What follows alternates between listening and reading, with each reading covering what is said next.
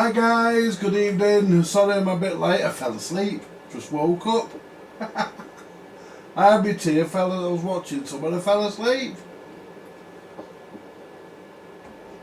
So I'm a bit on the knackered side, but we're here. Good evening, Clarence. Yeah, I decided to put a new title up for a change. Maxon 2021E microphone on eBay, £11.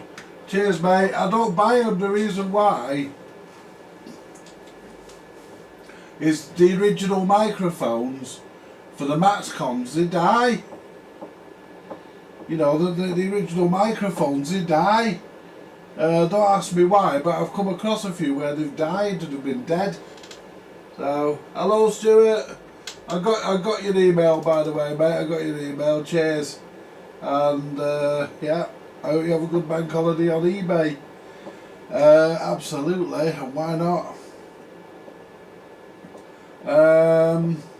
Anyway, hang on a minute, guys. Oh, there we go. I think this chair needs oiling. Okay, now. I tell you what, guys. More than 2 sniffs of that fucker in you, greedy. Ooh, anyway.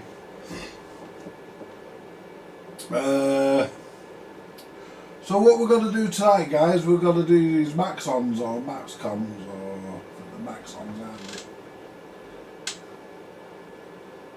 they? Yeah, Maxon. They're all made in the same company. They're all made in the Maxcon company, like all the Midlands and all the rest of them. You know, good radios though, good radios. Brilliant radios when they're working. So what we're doing tonight, guys, we're going to look. We're gonna look at servicing these two Maxons. I watched, but I couldn't find the service manual. But I did watch my friend Richard's video where he set up the VCO. So we've already done the VCO, but I will explain it.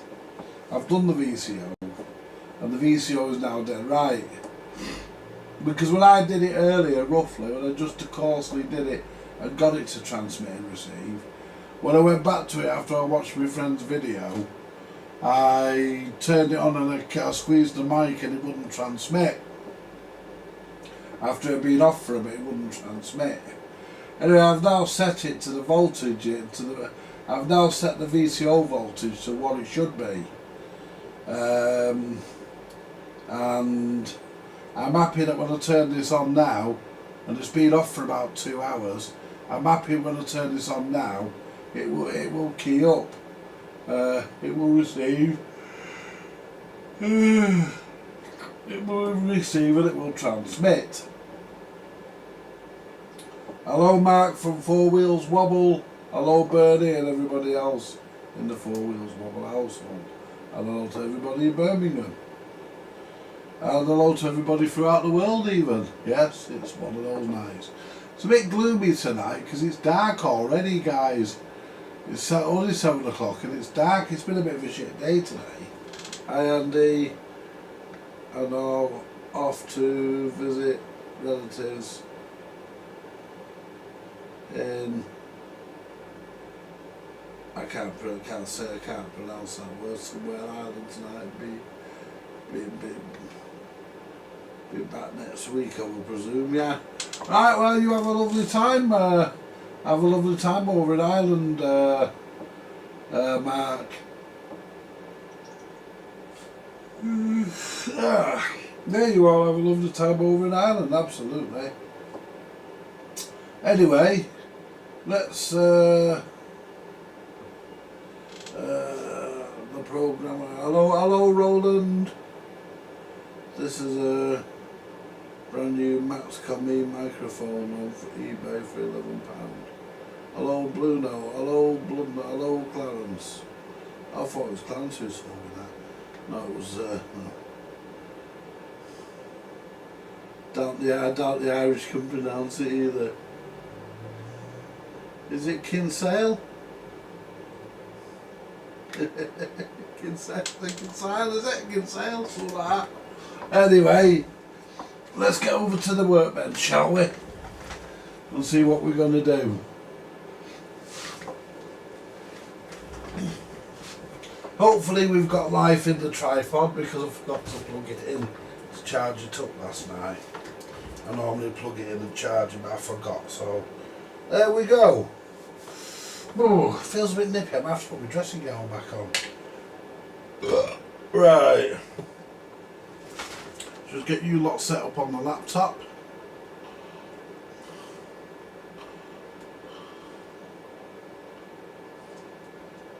We'll just go one back and then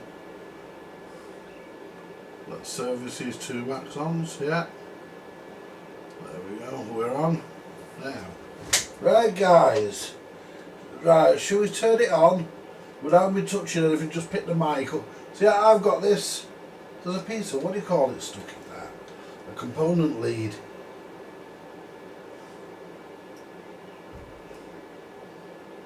I've got it. There we go. Right. I prefer these mics, guys. These coffin mics. They're good. Anyway, so I know they're a bit big, but I've got big hands. Right, let's turn this on. And what we'll do,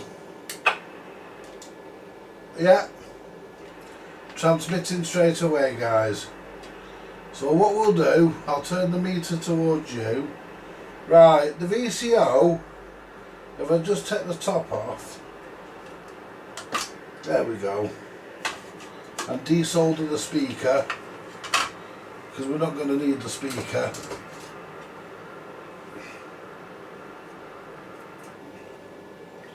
Oh yeah, anyway. There we go. And it'll only get in the road. So move it, put the case over there. Put it on top of the Colt 444. Right. Right, well, what we're gonna do, guys, let's get my extension, let's get my speaker, my external speaker lead from under here. My auxiliary lead. And let's just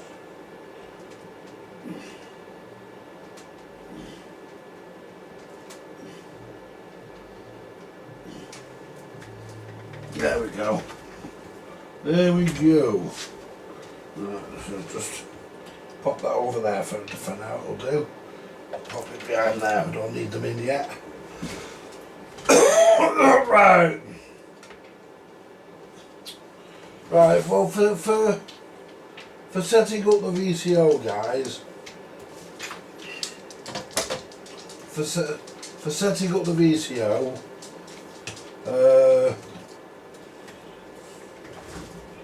I'm just going to get this, everything untangled. There we go. Come here, you. I'm going to drop my wire. We need that, so we'll just drape it over there. For now, I'll pick it up when I need it. There we go. Right. So basically, guys, what we do for the VCO, we turn the meter on, obviously, because we can't set the VCO without a meter on. Right, well, I've already set the VCO, so I'm going to just show you how I did it, because I've already done it. And we're on frequency, we've already done that. Right, so if I clip that ground onto there, I'm just using that there, clip as a ground. Now if we zoom in, zoom.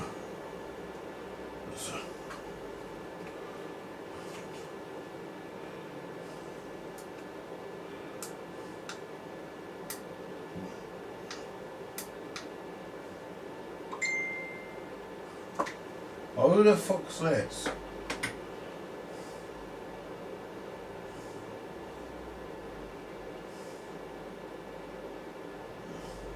Who's this?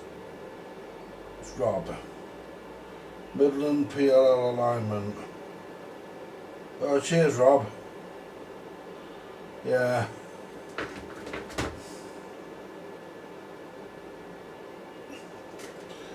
Yeah. I've done it. I actually had them, you know. Cheers, Rob. I actually had those, but what I did it according to the way my friend Richard did it, and he did it according to the manual for the Maxon. But yeah, they're the same things, aren't they? Maxons and Midlands. Right, they're all made in the same place by the same company. Right, so what we're going to do, we're going to zoom in. That'll do us. Right, maybe just try and come over a little bit. There we go.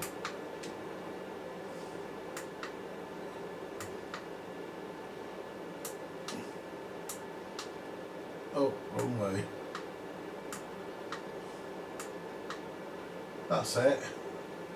Right, guys. I don't think we're coming any further than that. That's about as far as we're going to get on the zoom, yeah. But we can see everything we want to. And I've just moved it out of shot, so fucking hell. Right. Oops. Come back towards me a bit. Then go back, oh, that way a bit. That's it. Takes a bit of setting now, but it does get there. Right, guys, what we're going to do, just clip onto the back here, that might so, the meter. And all we're going to do, we're going to just go, there's a resistor there. I don't know what resistor it is, but it's in between a mylar capacitor and a transistor, and it's covered in fucking wax, and it's hard to get in. You have to really stab into it. Right, now that's 2.3 volts. We go to channel 40 like they want us to do. That's 3.2 volts, and that's what they want to see. And if we go to channel, if we transmit, where's the mic? There's the mic. So if we squeeze the mic, and we're 2.3 volts transmitting, which is what they want to see. Now, if we go to channel 1, 39 for 1. Right, we want to be 1 volt. We're 1.6 volts here. We want to be just over 1 volt. Well, we're 1.6 volts on channel 1, and that's what they want to see. And 1 volt when we 1 volt, that didn't transmit then when I had that on there. But it now take it off. It is doing. But it's transmitting straight away now. There was delay. It's transmitting straight. So we're now done with the meter, so we don't need to worry about that. The VCO, if you have to adjust the VCO, it's the coil with the grease in it there. That one there with the wax in it. That transformer with the full of wax. You have to know your way through. But somebody had done that, guys, and they'd been in it. And they'd actually made a mess. They'd actually adjusted the VCO, and we couldn't achieve any lock. We couldn't get any lock. So because somebody had messed with the VCO. So what we'll do now, we'll get these two fucking speaker wires out of the way. We'll tie that one down there a little bit so we don't short out and blow the audio chip. Right, what we're going to do next, guys, we're going to put you, oops, we're going to bring you up and put you onto the meter, and then we're going to do the we'll just show you the frequency. Another queer thing, well, zoom out. We might need to do that anyway. Another queer thing about this, when I connect my frequency counter to there and there, it trips out my power supply. That's me why. But my power supply doesn't like it when I do that. But I'm not bothered because the unit is running. Now that'll do. So zoom in, and we'll keep up on.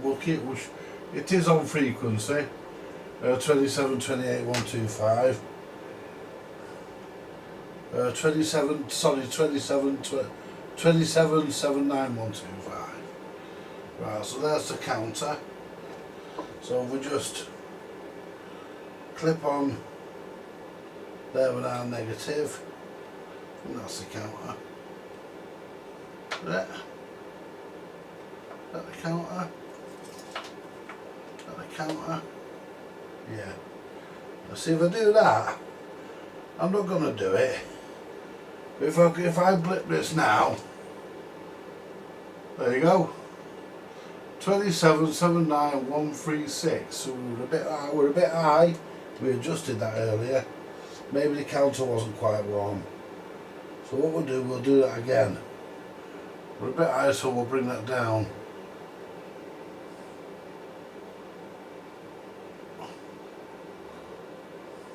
There you go. Just come down just slightly. We'll back up a bit. There we go. Oh.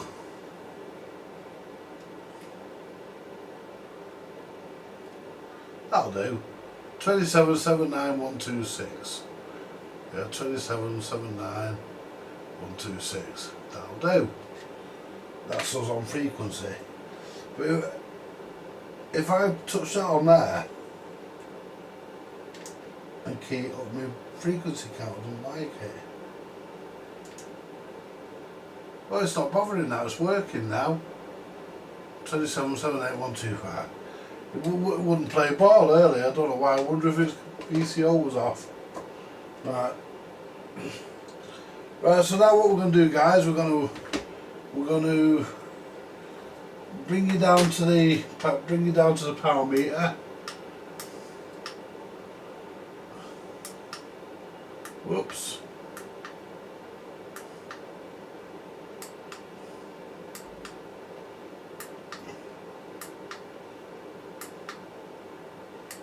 Get over there.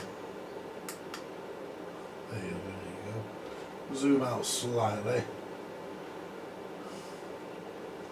There you go, guys. You can all see. There you go. There you go. You can all see the power meter, and I can see it there alongside you as well if I have to. Right. So what we're going to do, we're going to set the power, and we'll start with. We'll just peak all the power coils, which is that one, that one, that one, that one. Yeah, just peak them. And so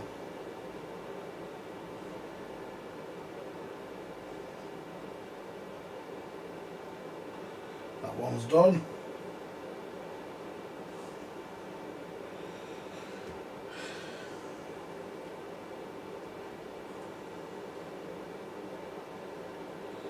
So I'll find one that doesn't affect. I'm going to turn it.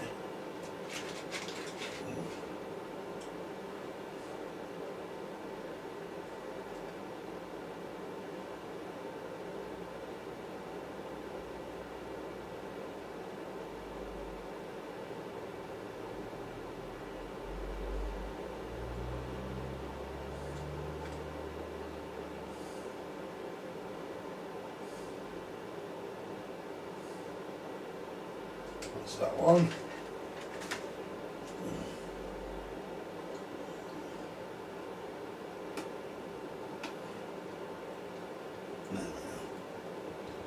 Right. Then make sure that we're alright.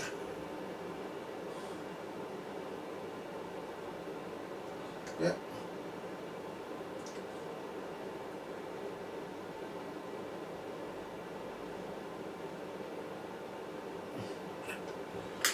That fucking things are crap, them plastic ones.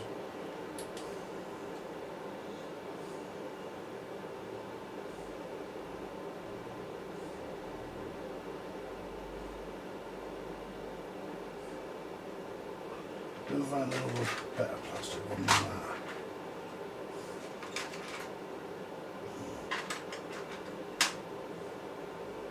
Try that one.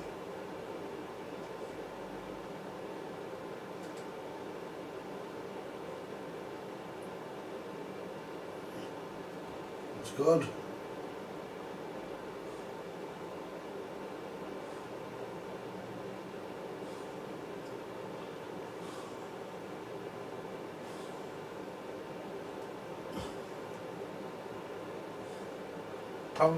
Power's very erratic on this. You've got a dirty power switch.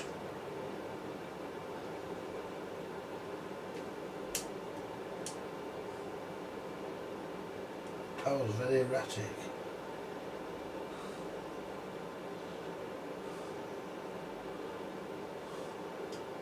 Right, that's that one. That one I believe.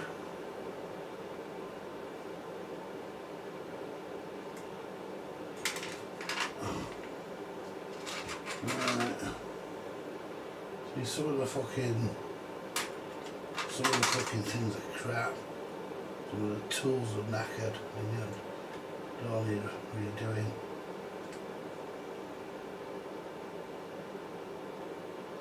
That's good.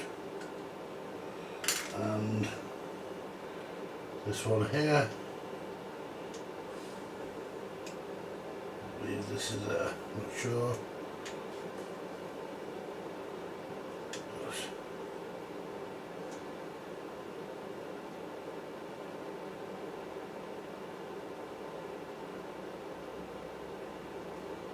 That's it.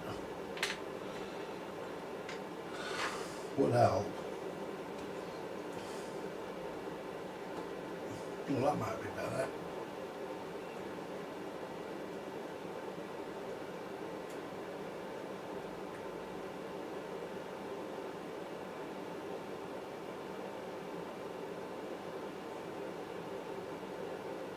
That's it.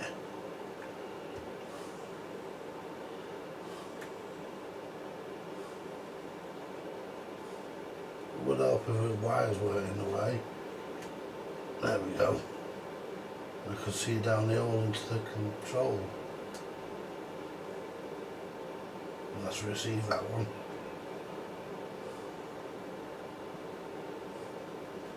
There we go, that's transmit. And that one there's transmit.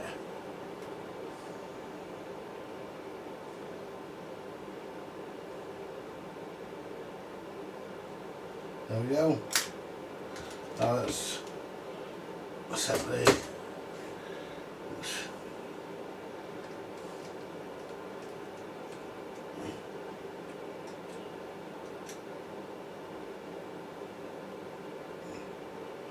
the power, adjust this.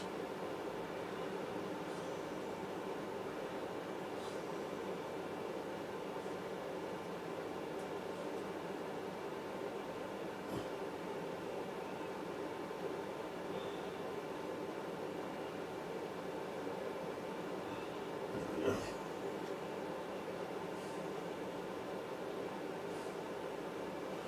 I don't know what it is, guys, but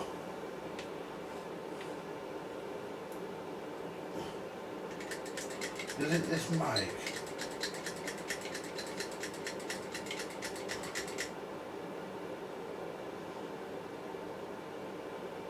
Just wondering.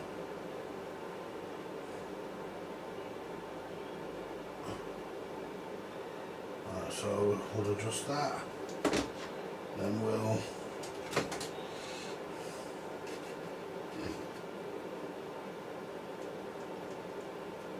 adjust him.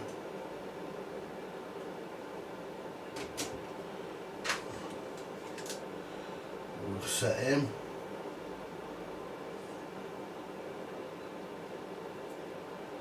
And he's okay. So what we'll do now, we'll set him to 4 watts.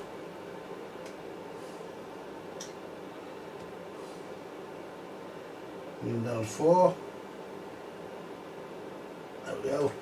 Now let's go to channel 40. Set See what the power's like. We're on 4 watts. Channel 1. Phew, we're nowhere near. Well out of it, well out of it. So I'm wondering if this one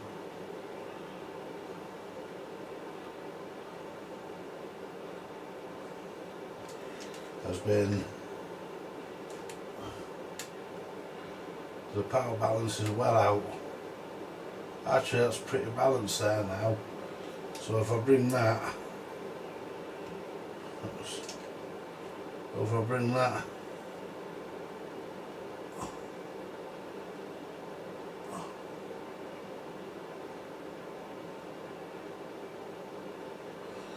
no, that's no good. I'm not going to get in 4 watts.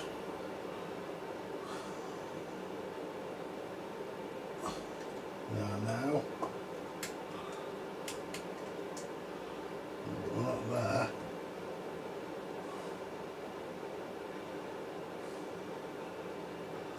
We just have to try and balance the power up, guys.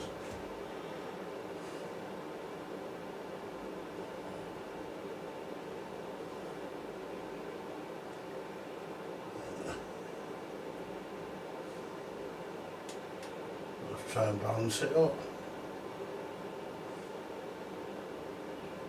That's a bit better. We're actually out somewhere.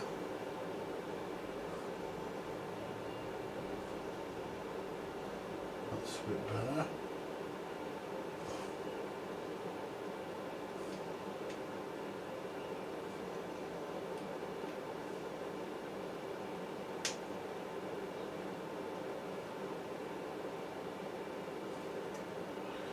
That's not.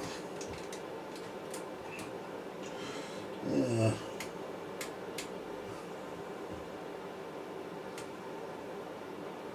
That's balanced. But we're not, it's a bit better, but we're not getting 4 watts. So let's try and bring that to there now. That's 4 watts on one. That's just under on 40. Quite a way under.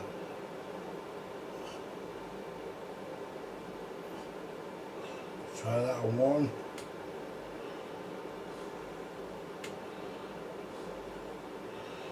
We are getting there, guys.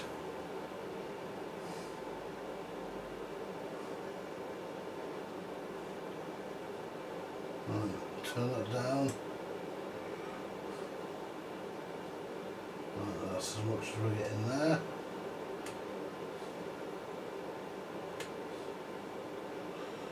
Let's try and put this in. That's there.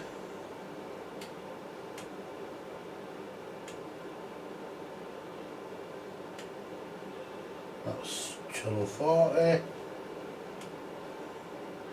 That's channel 1. So we'll just come back slightly on this one.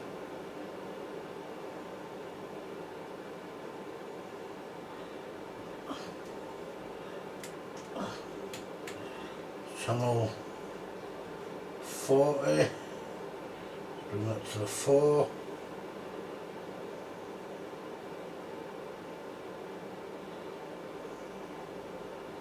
But remember it drops a little bit.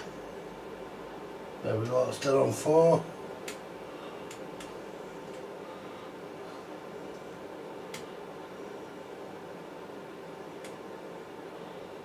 And that's probably about as good as we're going to get. But I think we've got dirt somewhere. I don't think it might be in the mic. We've got dirt somewhere. But yeah, let me just see if we can. That's right.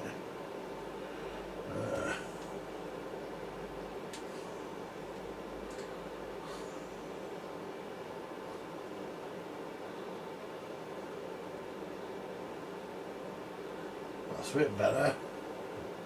On 4 on 1.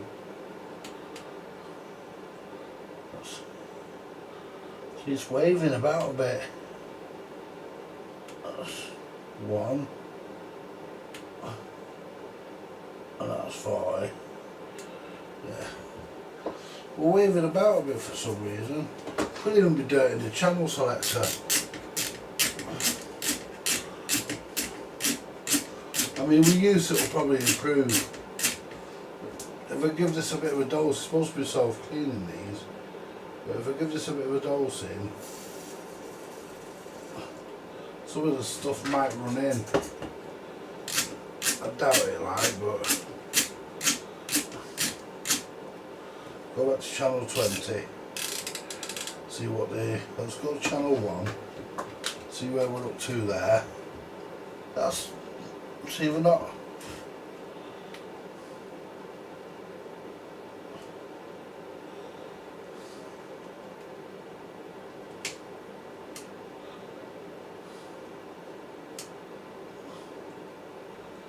See where.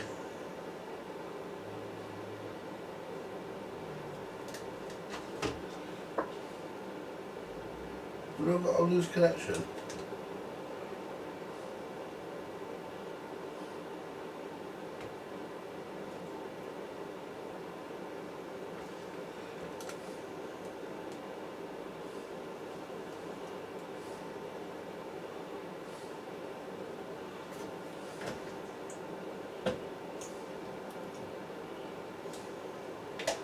It's all tight. Don't know what it is. But anyway.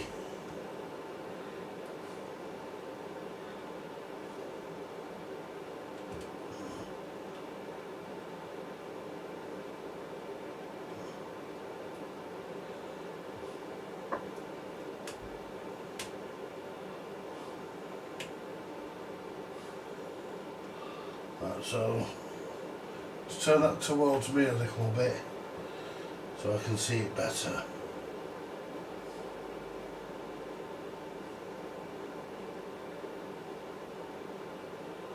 So we can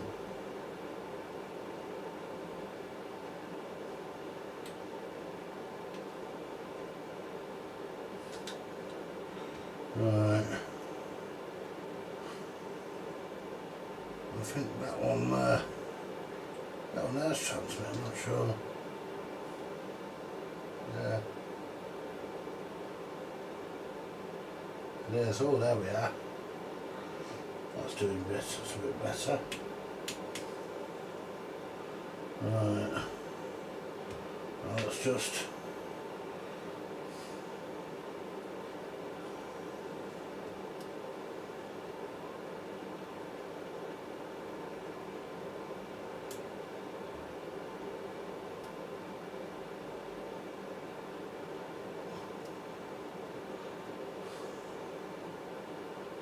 yeah, that's transmit.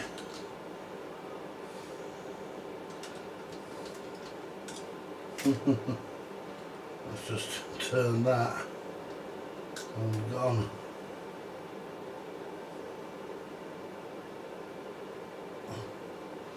Yes. Make sure that's definitely in lock. That's definitely peaked.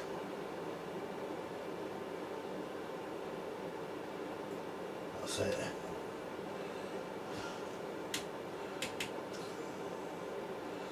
Well, that's a bit fucking down, isn't it? Yeah. That's it. Come on, you.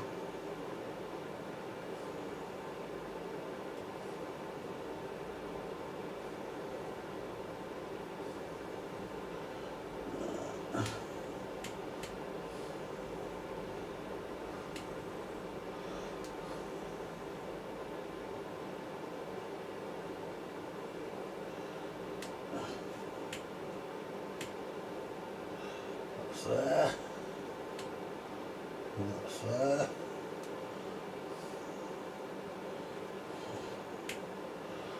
That's there.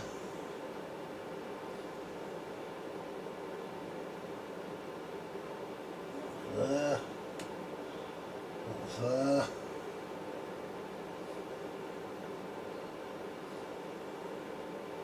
That balances it there. Right. That's weird. Because somebody's been at it, you see.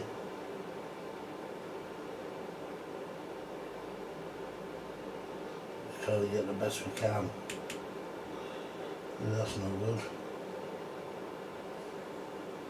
That's 4 watts there.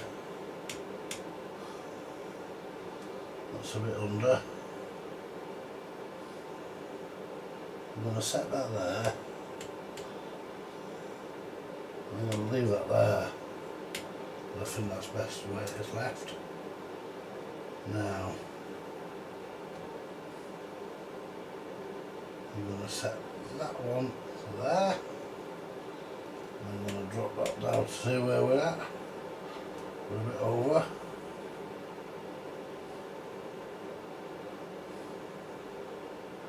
We're about there now.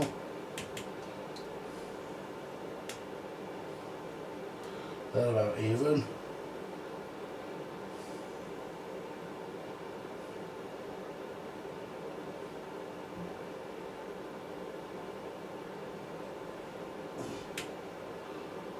It's a bit out now because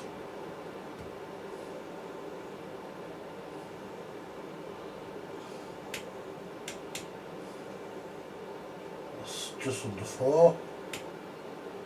It's just under 4. I think this channel changes have got something to do with it.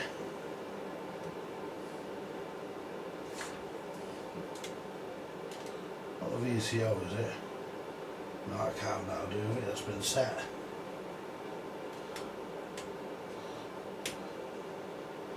It's on 4. It's just over. Just under.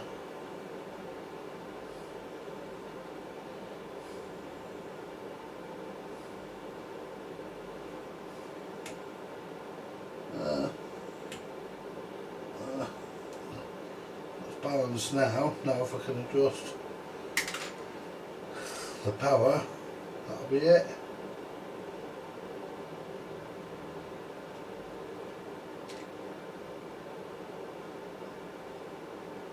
So that's 4.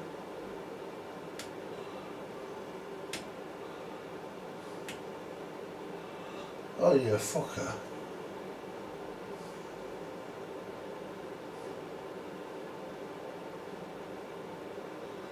Get it right on one and then it's out on another.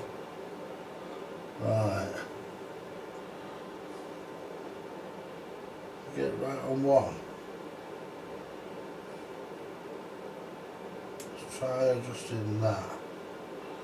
See where we end up there.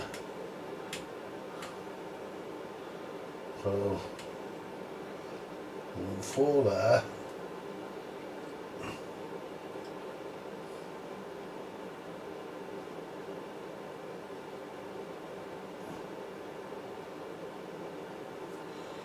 Quite a bit of way off. That's 4 there. Right. So let's adjust this. So that's there.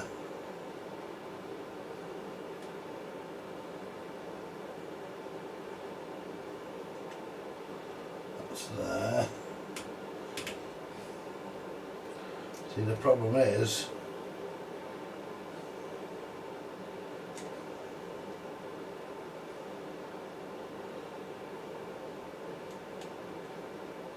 the fucking speaker wires out of the way.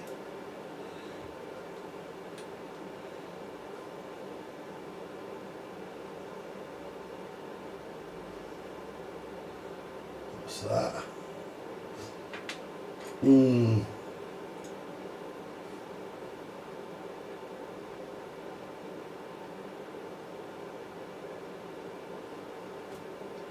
Because this has all been played with.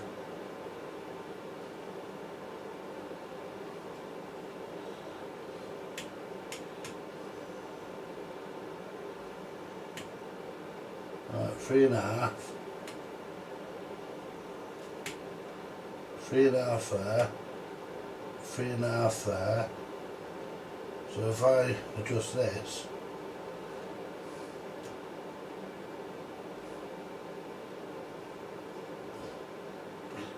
we should be able to get our 4 watts.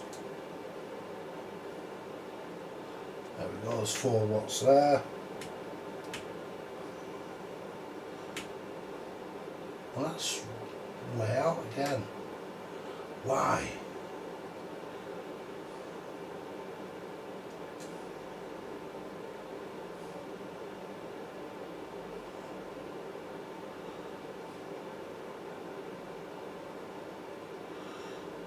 Something not right, guys. Something not right.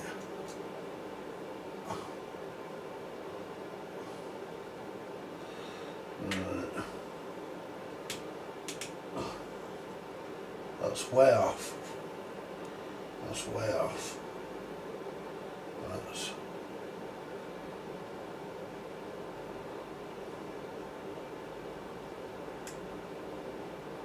set that there. That's right. Set that to 4 watts. Set that to channel 4, go to channel 40. Now let's try and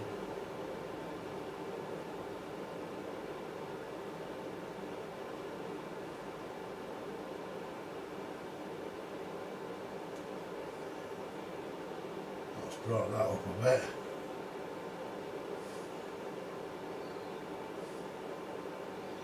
See, because somebody's been in here.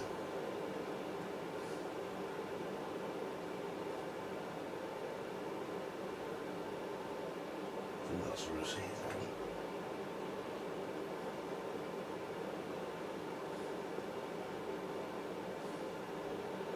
Transmit.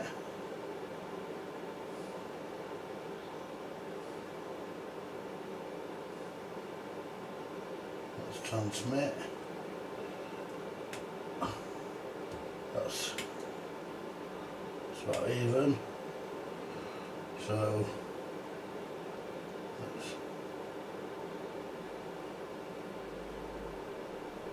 we just can't get.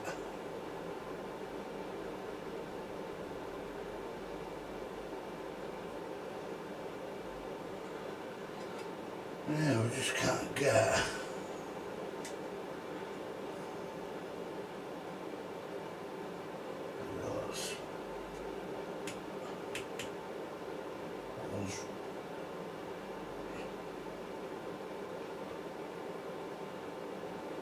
I'll tell you what, let's go channel 20.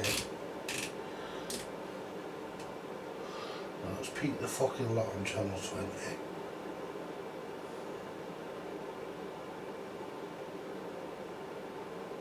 That's that. That.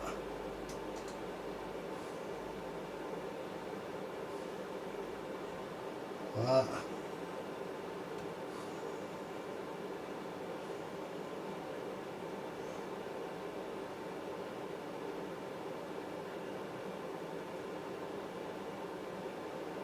That.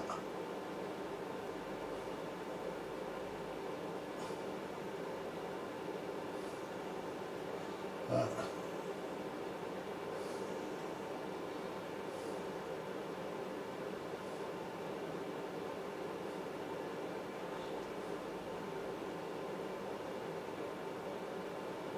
That's that. Now I'm going to have to use these ones in here.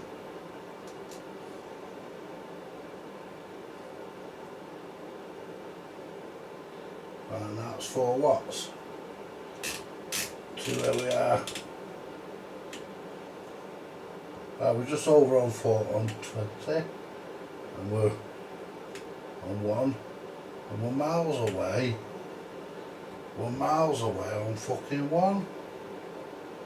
So it's got to be this one. So we're going to wind this one down a bit. Up a bit, sorry. Now let's see where we are on 1 now. It's for 1.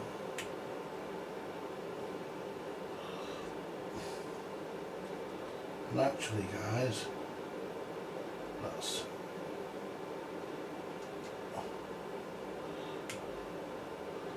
one,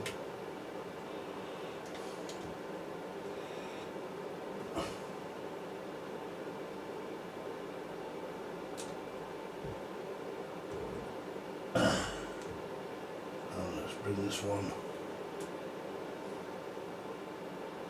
to there. But we're going to have to, right, that's not bad, but we still want to be, well, that's one,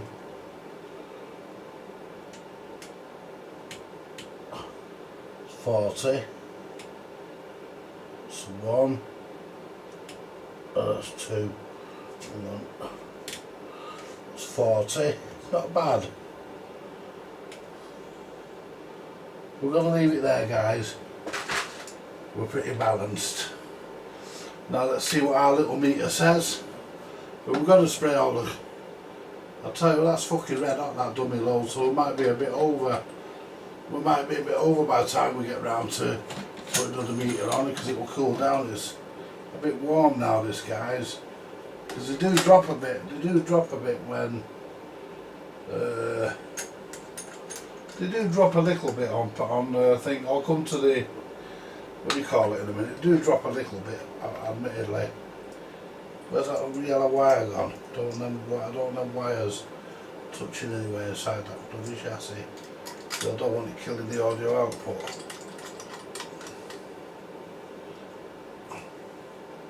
Right, so we'll put that meter on there, we'll zoom out, we'll adjust, move that box, and we'll adjust the camera angle.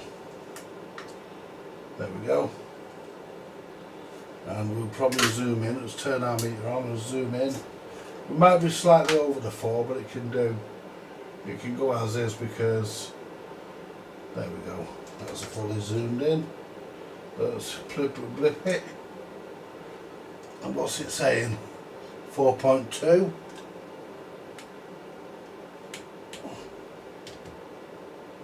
.5, 4.1, yeah, 4.1. The 4.15, that'll do. Now let's go to channel 20 and do the low power. Now the low power on this is in this corner here, near the audio chip, and we want to set that. It's actually not bad. It's a bit out.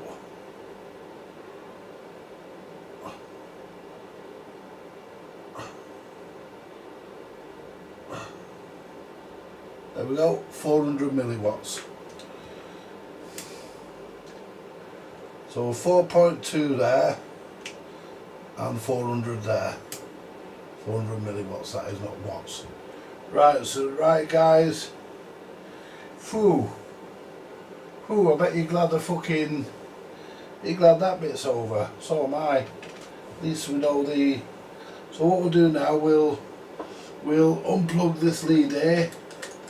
And I need at this point to make sure that I don't accidentally inject some fucking 5 watts, 4 watts even, into our generator. So we'll turn the generator on.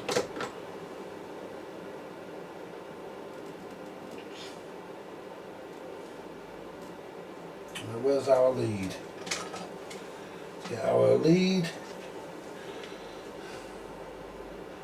for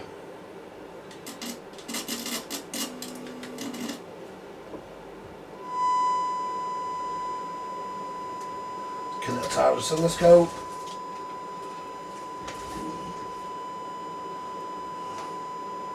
Where's the scope wire?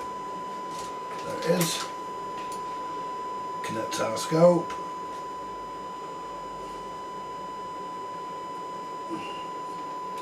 Because we want to do our detector first.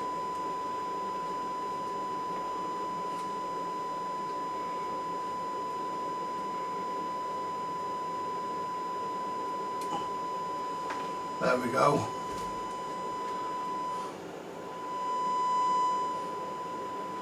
Right, we're jumping about a bit, but we'll do.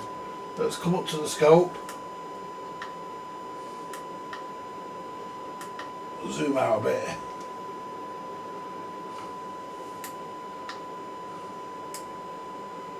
Come to the scope.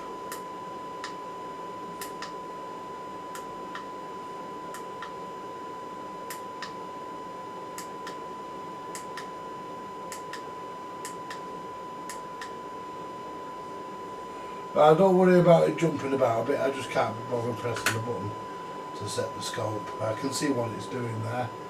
I want to adjust the detector. And the detector, I think, is this black one here.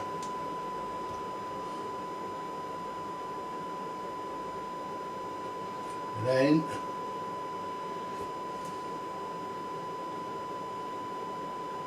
This red one.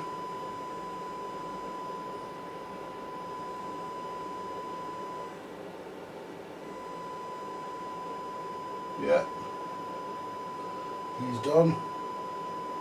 Now let's turn it down to get some sort of meaningful, so we can adjust the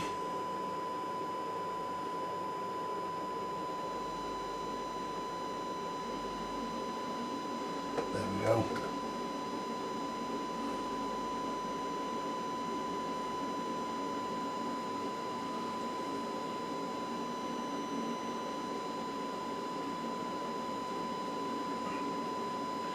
He's okay. And this one here.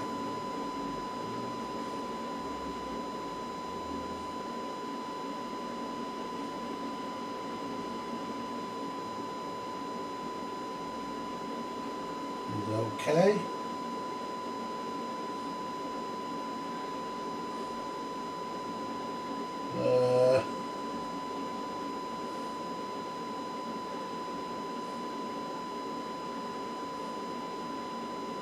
The rest of them were all for the transmitter.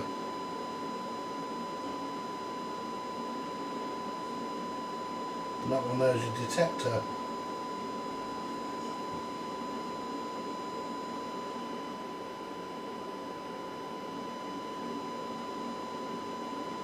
Nothing else there, guys.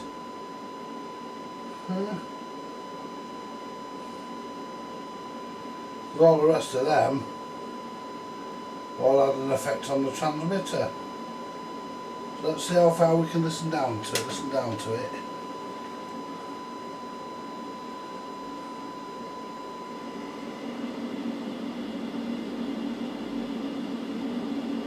Yeah. 111 decibels I can get it down to. And I think we should be able to hear it a bit more than that. But these, that's VCO, that's transmitter, that's receiver there.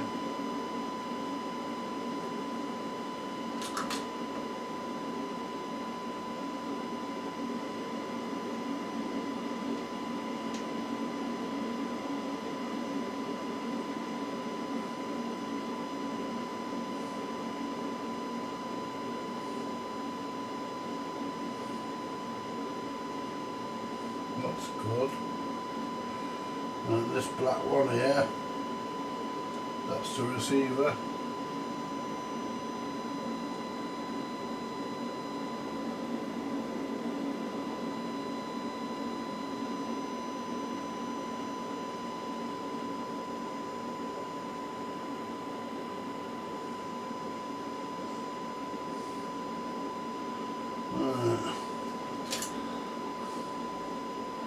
So how long we can hear that down?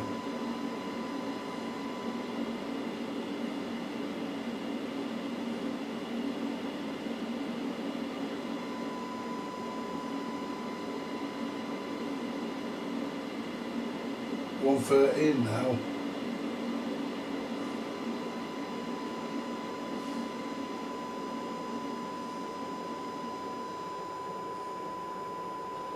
Yeah, that's your detector. I think that's about as good. as we're going to get this damn thing, because I can't believe all them are for the transmitter. They all have an effect on it.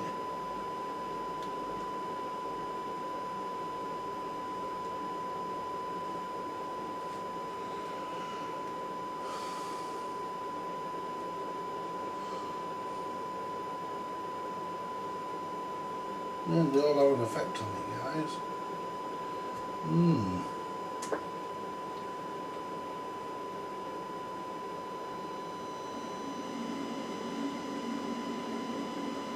Yeah.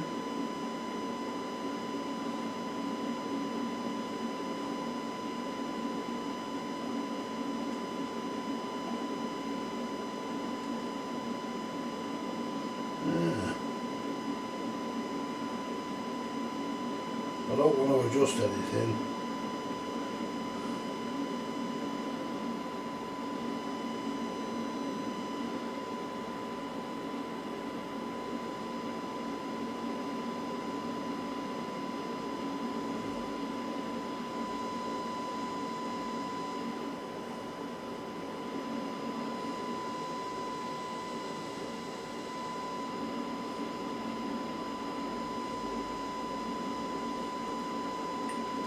See how far we can listen down now.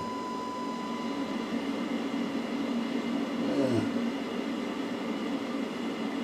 Can't get to 132, the receiver's pretty bad on this. The receiver's a bit crap, to be honest, guys. I'm just looking to see if there's anything else.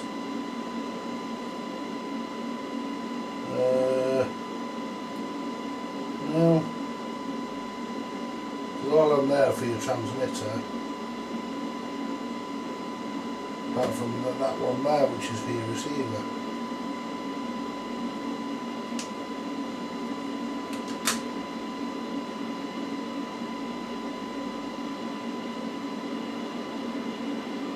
Yeah, because it's going lower.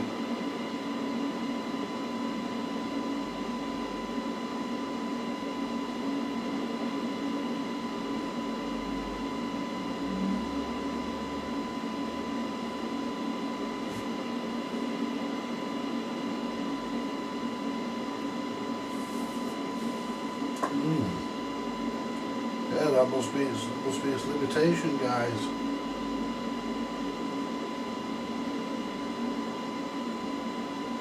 That must be its limitation. Right, so let's set the signal meter.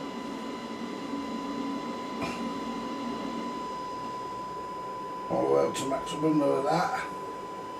Let's set the signal meter. The signal meter is, I think it's this one here. Could be.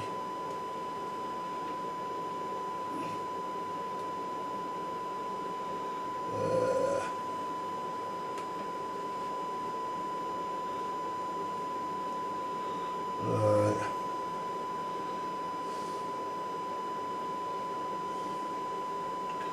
So I can put these back where they were. Anyway, so it doesn't matter me moving them.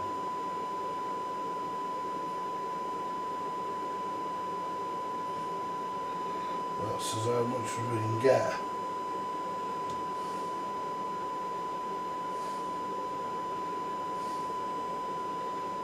The signal meter.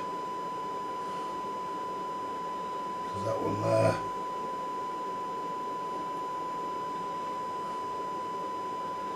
That one there's transmit meter. Oh, that's low power. So this one here is. No.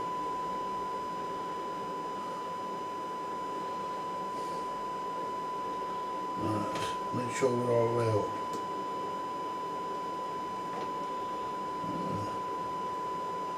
That's weird.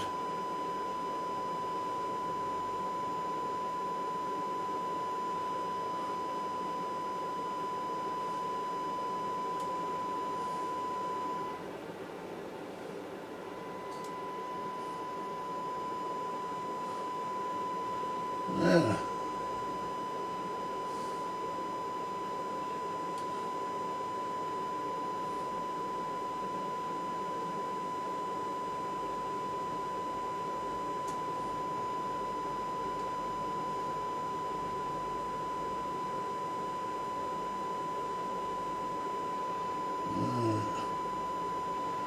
That's the signal meter there.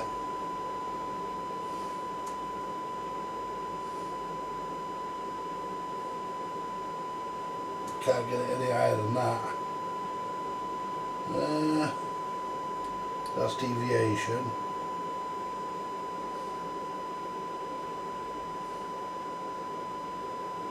Make sure that we're turn this down.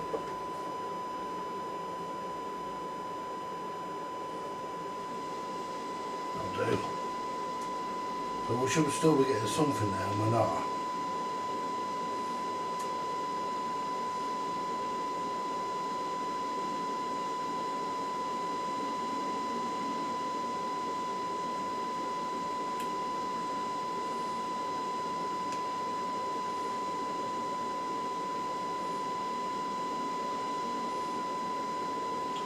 Yeah, that's a bit.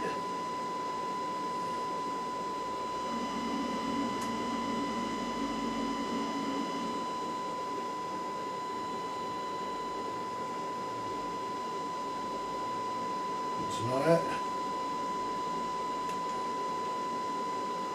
Yeah.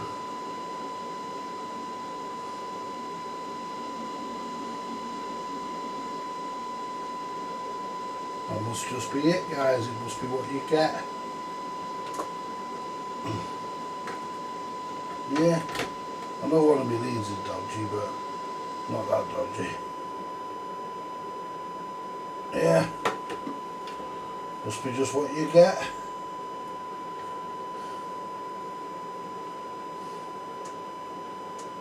Yeah, because that's low power. Let's just check the.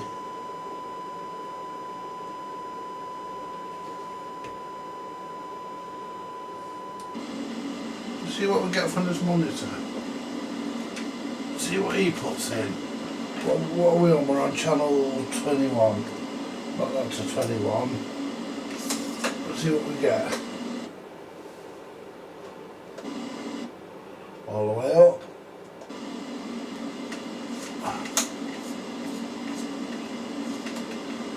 Yeah. Well, let's see what it sounds like. 1, 2, 1, 2. 1, 2, 3, 4, 2.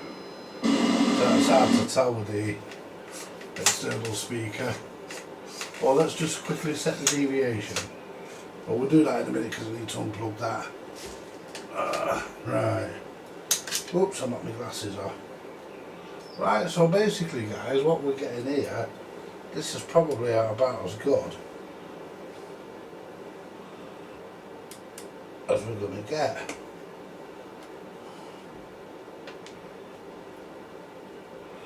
Yeah, probably about as good as we'll get. What's that on 70? It doesn't go any higher. We'll see what the other one does.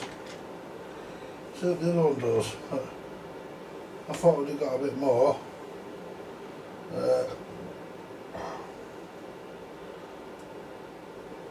Let's just double check the transmitter. Make sure it was still good. We should be. We should be. Well, channel 20. Let's unplug that. Channel 20. I think we're on low power. I hope we are. Yeah, we are. So 4.4. A bit high. 4.1. 4.1. 4.1. 4.1 for you. We can come down a little bit on our power.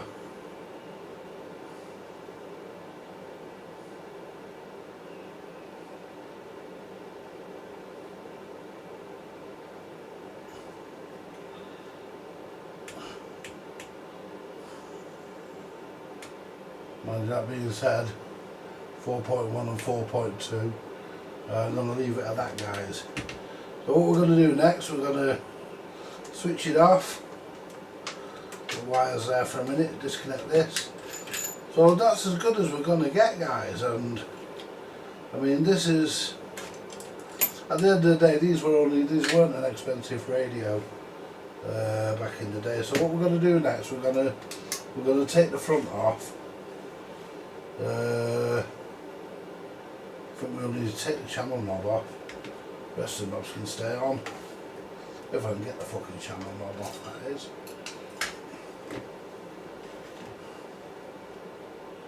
Wow. If I can't, then we're going to have to try and get into them another way. Because the knobs are a bit crackly. We might get into it that way actually.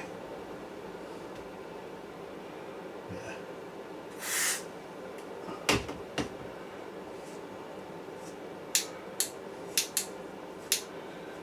Solder the speaker back on. The squelch control was okay. It was only the... Oh, we didn't do the power signal meter, did we? We didn't do the power signal meter. Power meter. Didn't do that. We did everything else.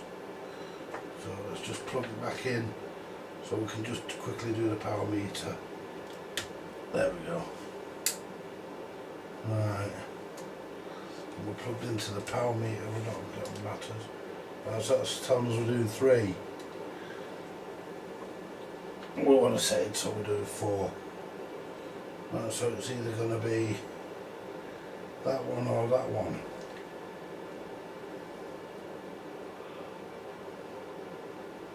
That's it. Let's do 4 watts now. According to the power meter, we're now doing 4. Oh, and on low power, should light up 1. That's right. So, we'll see what the other one does on signal wise. I think that's about the same. I just don't think. I mean, you're looking at radios with plastic cases, guys. You know, we're looking at radios that got plastic cases. They're not expensive. They weren't when they were new. They were just bought for a bit of a giggle, really. You know, they're not a,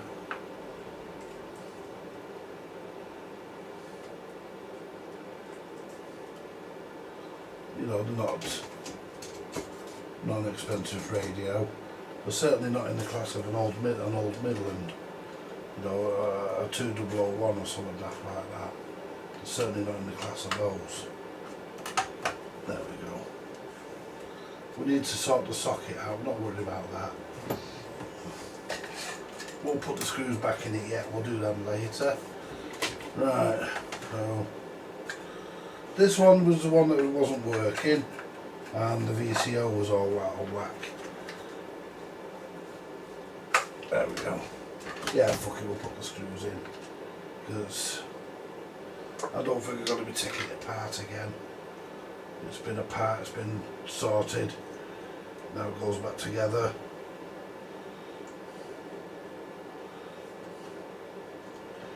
I'm not a big lover.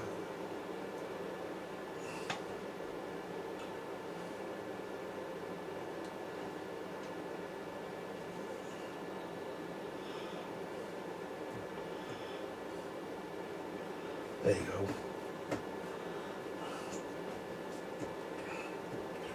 Right.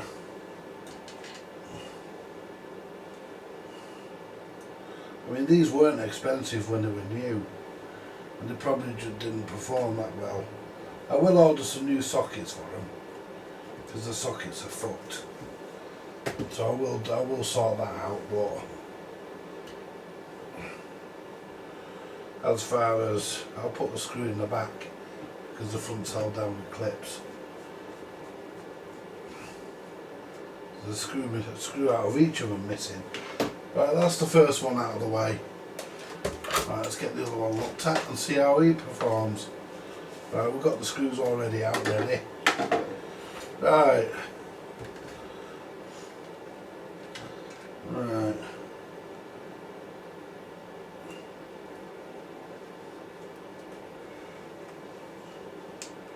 Let's plugged in. It's turned on. Now let's have a look at the receiver on this one to start with. We started with the transmitter on the last one. I want to look at the receiver on this one. See if this receives any better than the other one did.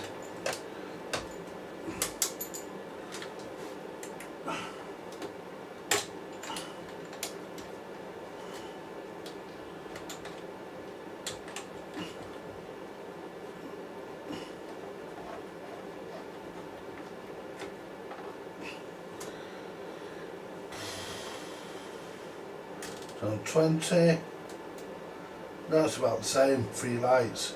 It's about the same, guys, it lights up 3 indicators. So, it's just, I think we've got the speaker disconnected, have we? Oh no, we've not got the mic in.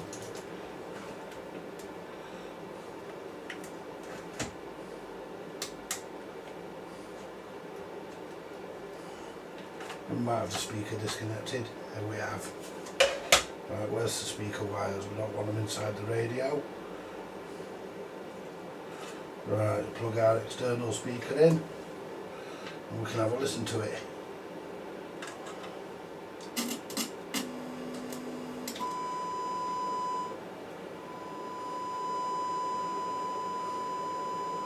Right, so let's check our detector.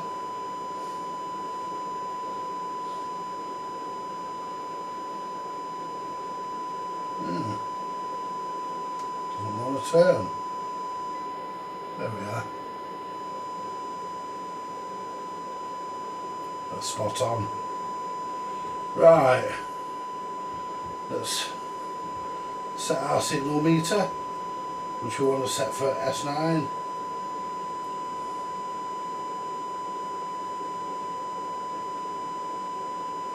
That does give us a bit more, but not much. So let's come down and we'll tune the receiver first.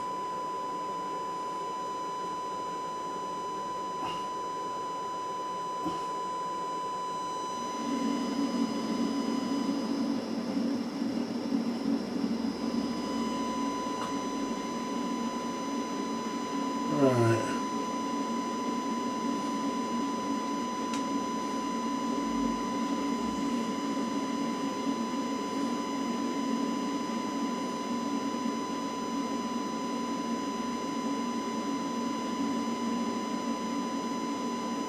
We've got a bit out there, guys.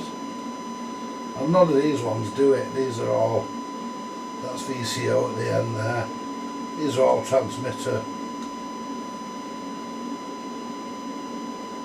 Yeah. Just go over them. Yeah. And they're transmitter, yeah. And this one at the back.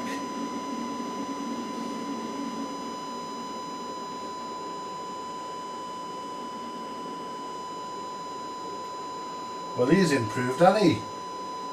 Got a good bit out of him there.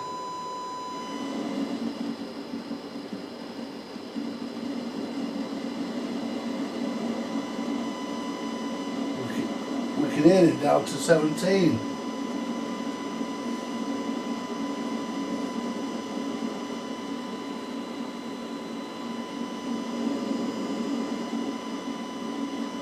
We're up to 17. 117 decibels. 120 we can hear him down to. So he's not doing bad. So let's see if our... So we're at minus 100, we're at minus 70 dB now. And look at that now, we've gained... We can turn that signal meter down.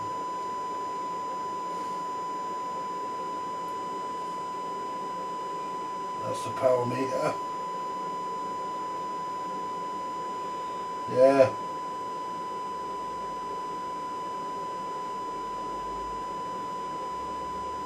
Turn it to there. There we go. So this one's doing better than that other one. So what we'll do next, now what we'll do, we'll unplug that. We'll finish with it. We'll now do the power.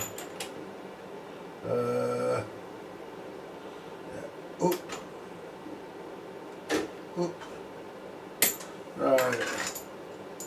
So the other one's not as good as this one. This one's way more sensitive. Oh, hang on, we want the main big power meter first, don't we? Because we always use that first, and then we use the little one to determine, to just double check everything. We'll plug that into there, we'll bring you down to the power meter. I know we're going through the same thing, but it also compares the radios, doesn't it? I mean, that one's been messed about with, so I mean, been well messed with. So we're on there now. Let's bring you down to the meter.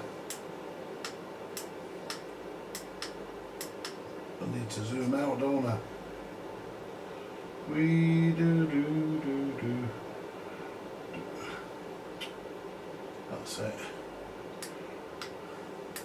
Back a bit. And then we can come back in.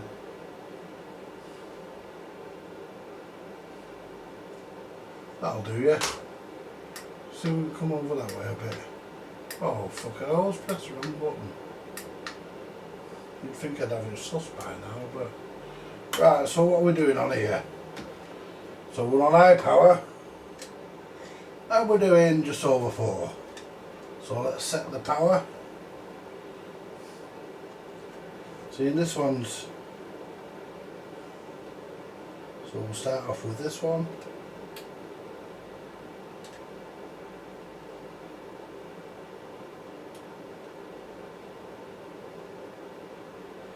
That was way out.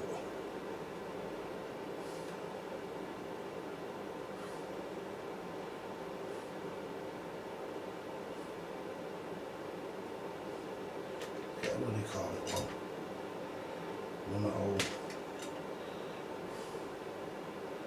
Need to redo these tools this year.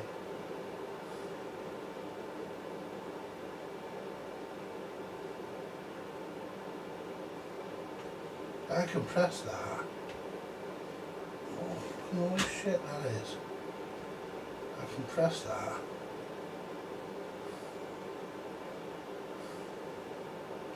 I can press that, I can turn that. I fucking can't turn it with the tool though.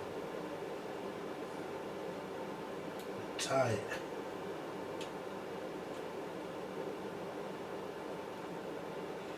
And so what we're going to do, we're going to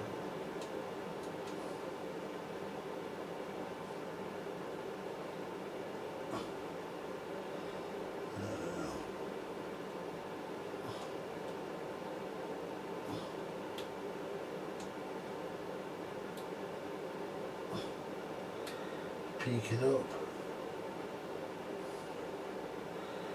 get it as good as we can, and I think just slightly back it off. That's about right. I'm going to have to file some of these tools down, and we want to go to here. So that was way out. So it looks good.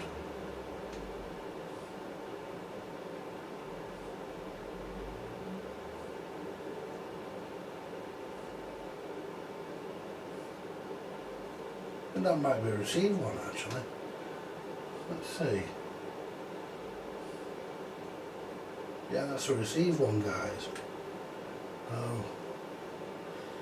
We'll come back to the receiver in a bit. That's a receive one. I know this one ain't.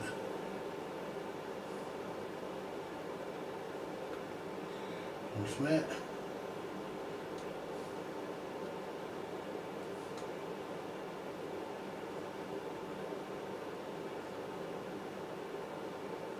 There we go.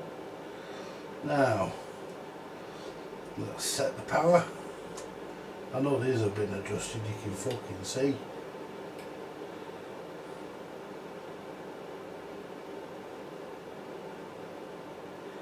Set the power to 4 watts. That'll do us, 4 watts. Go to channel 1.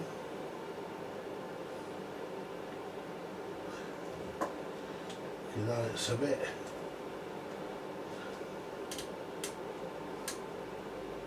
That's not bad. When you touch it though, I wonder if it's.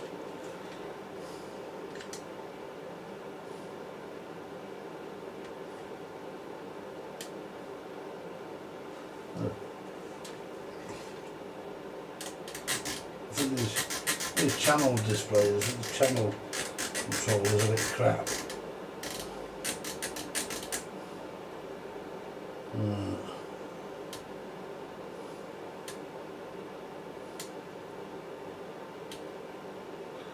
Right, so that is actually, that is way out.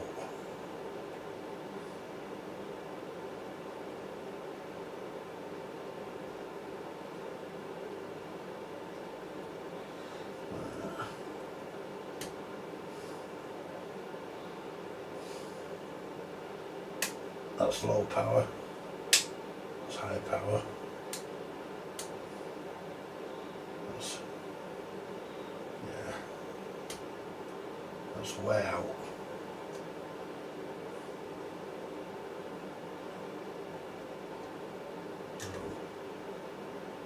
That's way out.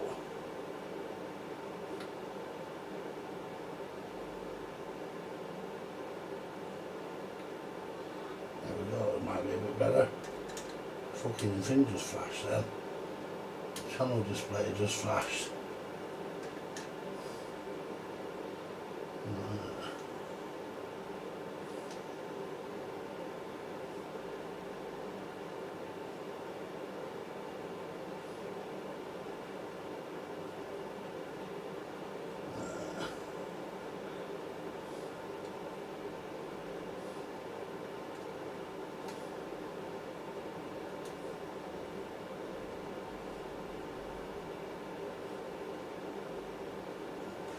Trying to get onto there.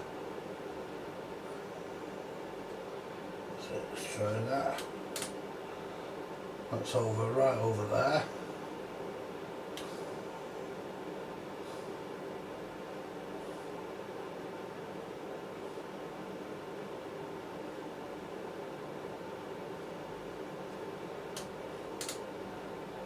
That's there, 40.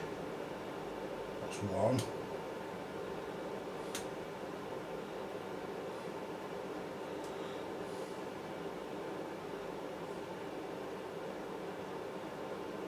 That's on 4.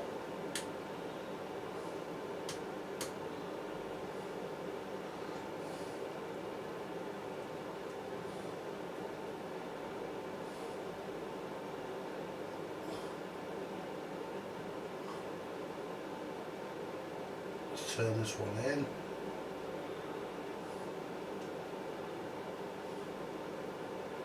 That's on 4. That one's slightly out now, so we need to come back up slightly with this one.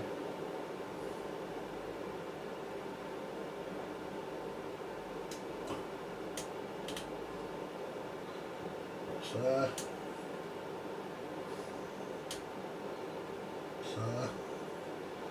So if I bring this one down now to balance out the pad to set the power,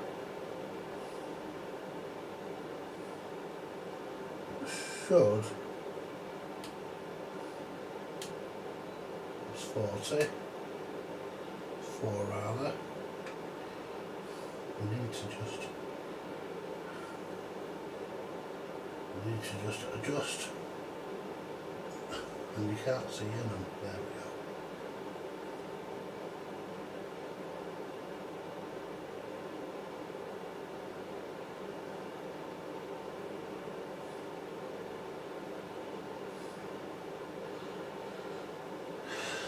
So there we are there.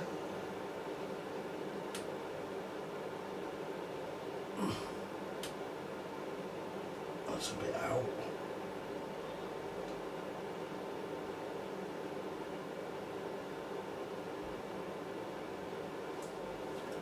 A bit better. So that's there on that mark. That's there. That's on that mark. That's on that mark. Now if I adjust the power there, it should be the same all over. But I bet it ain't. Well, it's not bad. It's not bad. So we turn this one.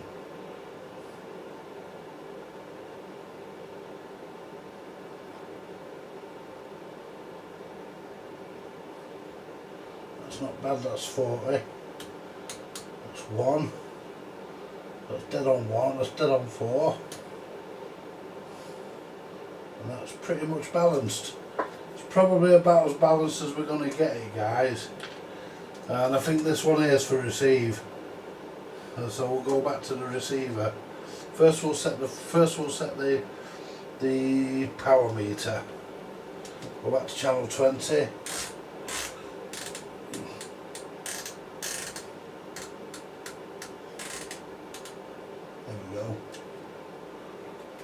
Yeah, that's 4 watts.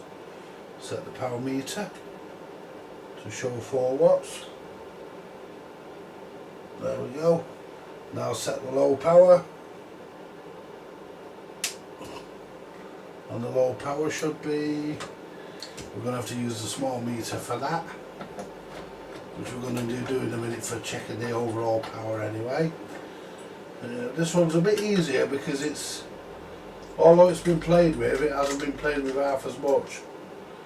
You know, it's, somebody's just tweaked it slightly.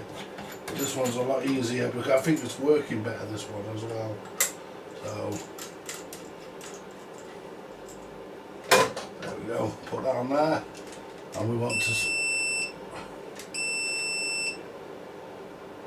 alright, why is that doing that?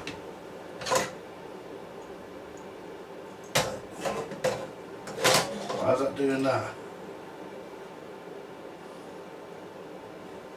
Might have been me. But it's alright now. There's a warning. Low power is down here. Or at least it should be. There it is, a little potentiometer. Get the tool in. And adjust the low power. Low power to where it should. It's only slightly above what it should be.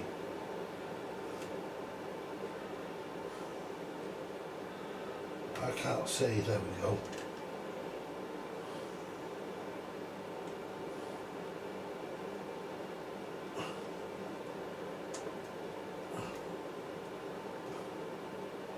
I can't see in there. There you go. That feels as though it's all the way around. Oh, no it weren't. 5.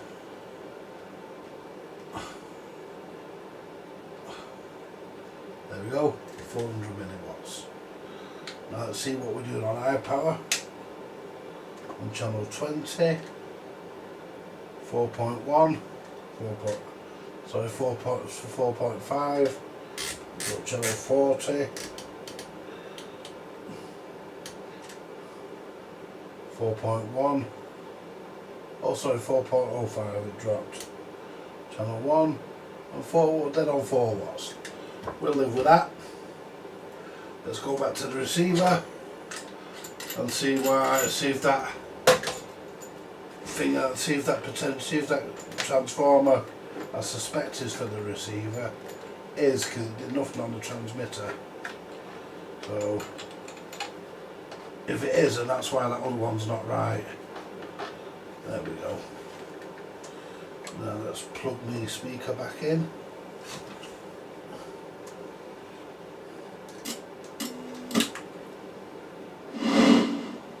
Channel 20. Now it's come down a bit to a sensible level.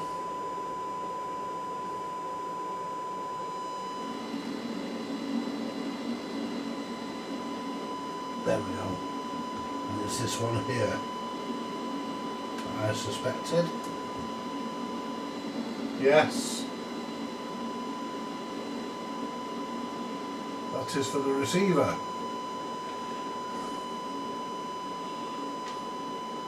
Now let's see how many.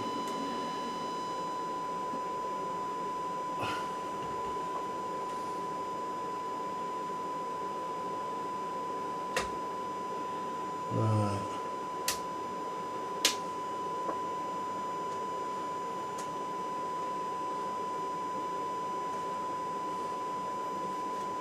Right, 74 dB.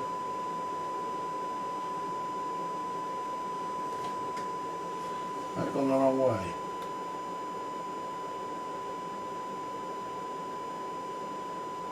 There we go. And we're on S9. That's good. Now, I forgot to do the deviation, didn't I?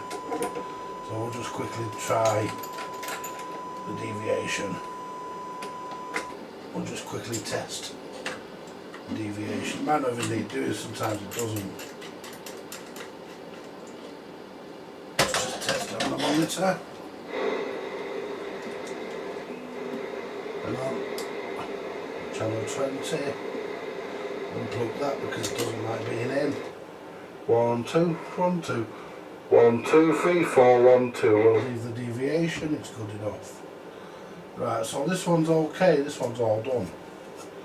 So we can solder the speaker back on and we'll whip that other one apart and we'll just double check the receiver because I know it's going to be out still.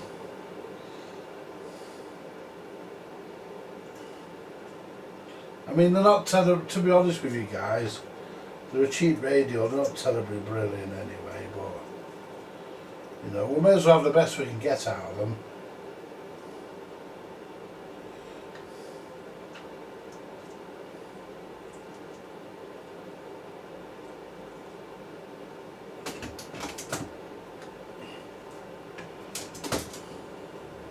May as well get what we can out of them, may as well, guys. And at the end of the day, so this one is now, this is the one, this needs a new socket as well. I mean, this is the one that came in. Let's turn it off, unplug the mic. This is the one that came in with a digit out. It was working apart from, or I should say it was advertised as working, which it was. This was working apart from there was a digit out in the display. One of the segments was out. But it turned out to be a dry joint, which we fixed. And it saved us putting another display in. Because we could have put another display in and then realised, why is that not lining up?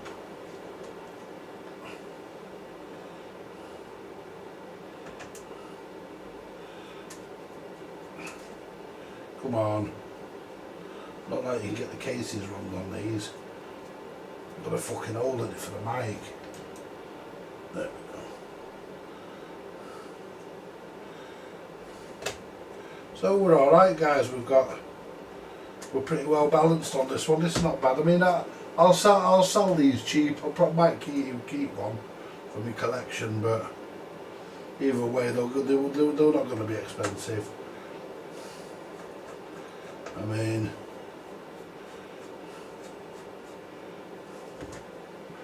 so let's get this other one back because we want to double check our receiver on this one, don't we? Because I've got a feeling maybe slightly out.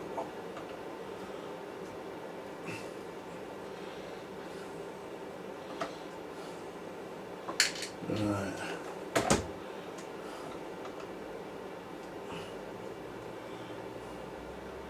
We won't go to trouble of desoldering the speaker. Just plug the fucking external speaker into the back. Plug the lead in.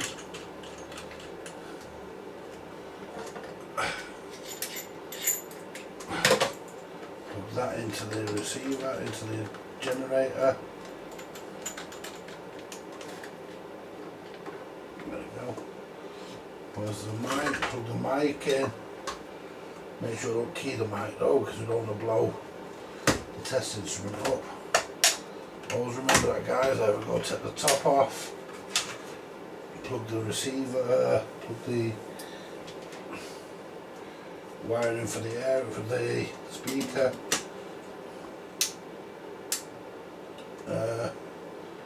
That'll plug the power supply in, won't it? That'll plug our power supply in, won't it, guys?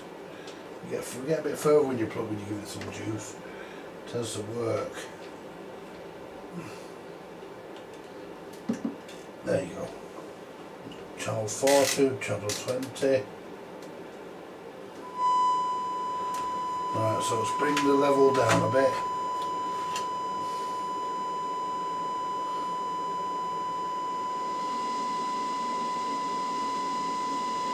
That'll do us. Now let's try and just turn that. Which is that one.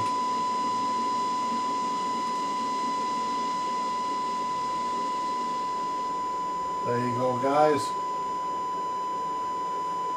Let's take the signal down a bit.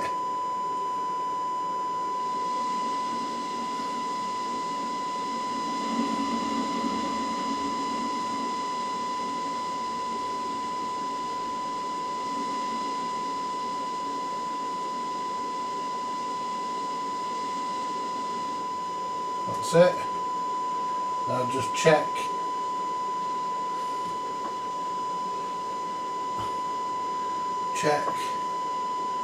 Where's my glasses? There they are. I'll just check the one at the back here now. They can be interactive.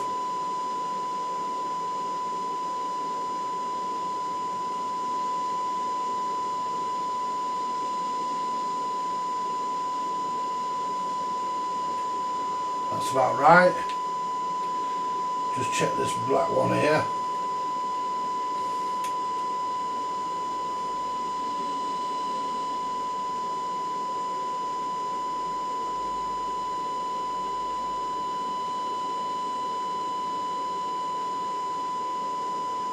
That's about right. Let's turn that horrible volume down. Let's turn the generator back up and see what we got on our signal meter. There we go. There we go, guys. Now we're getting more on our meter. We're getting a full scale on it now. So now we can adjust.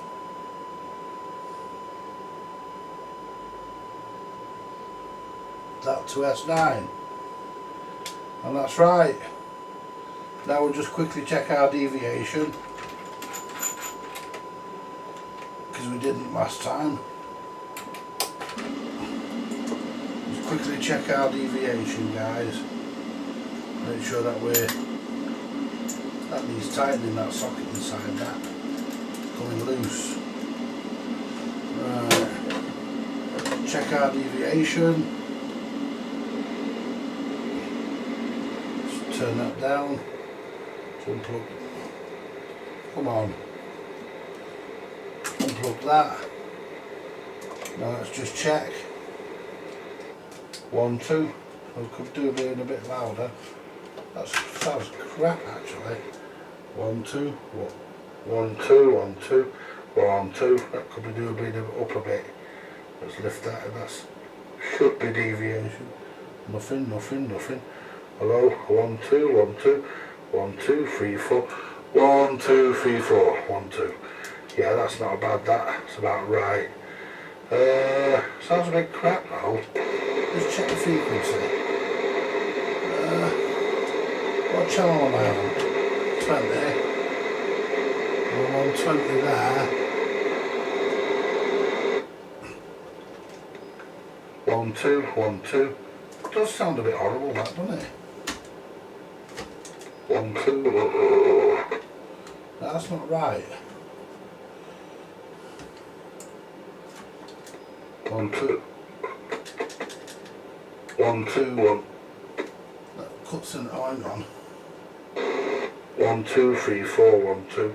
1, 2, 1, 2. Just check the frequency. Because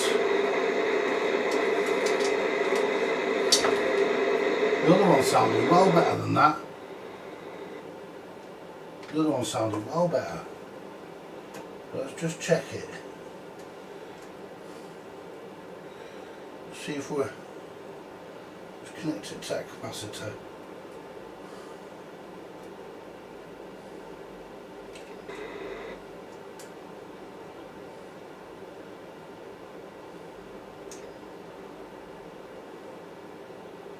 Twenty-seven, 79126. 12, yeah, it's good enough. Certainly not off. Yeah, it's certainly not off frequency. So I don't know.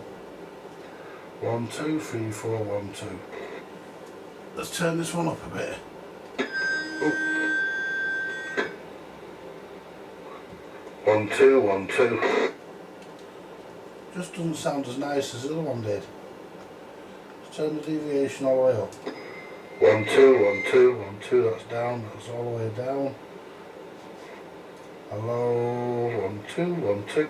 1 2 1 2 3 4 1 2 3 4 5 1 2 1 2 1 2 oh 1 2 1 2 1 2 radio. Hello hello hello hello hello hello hello hello hello. Well, I think that's about as good as it's gonna get. It works.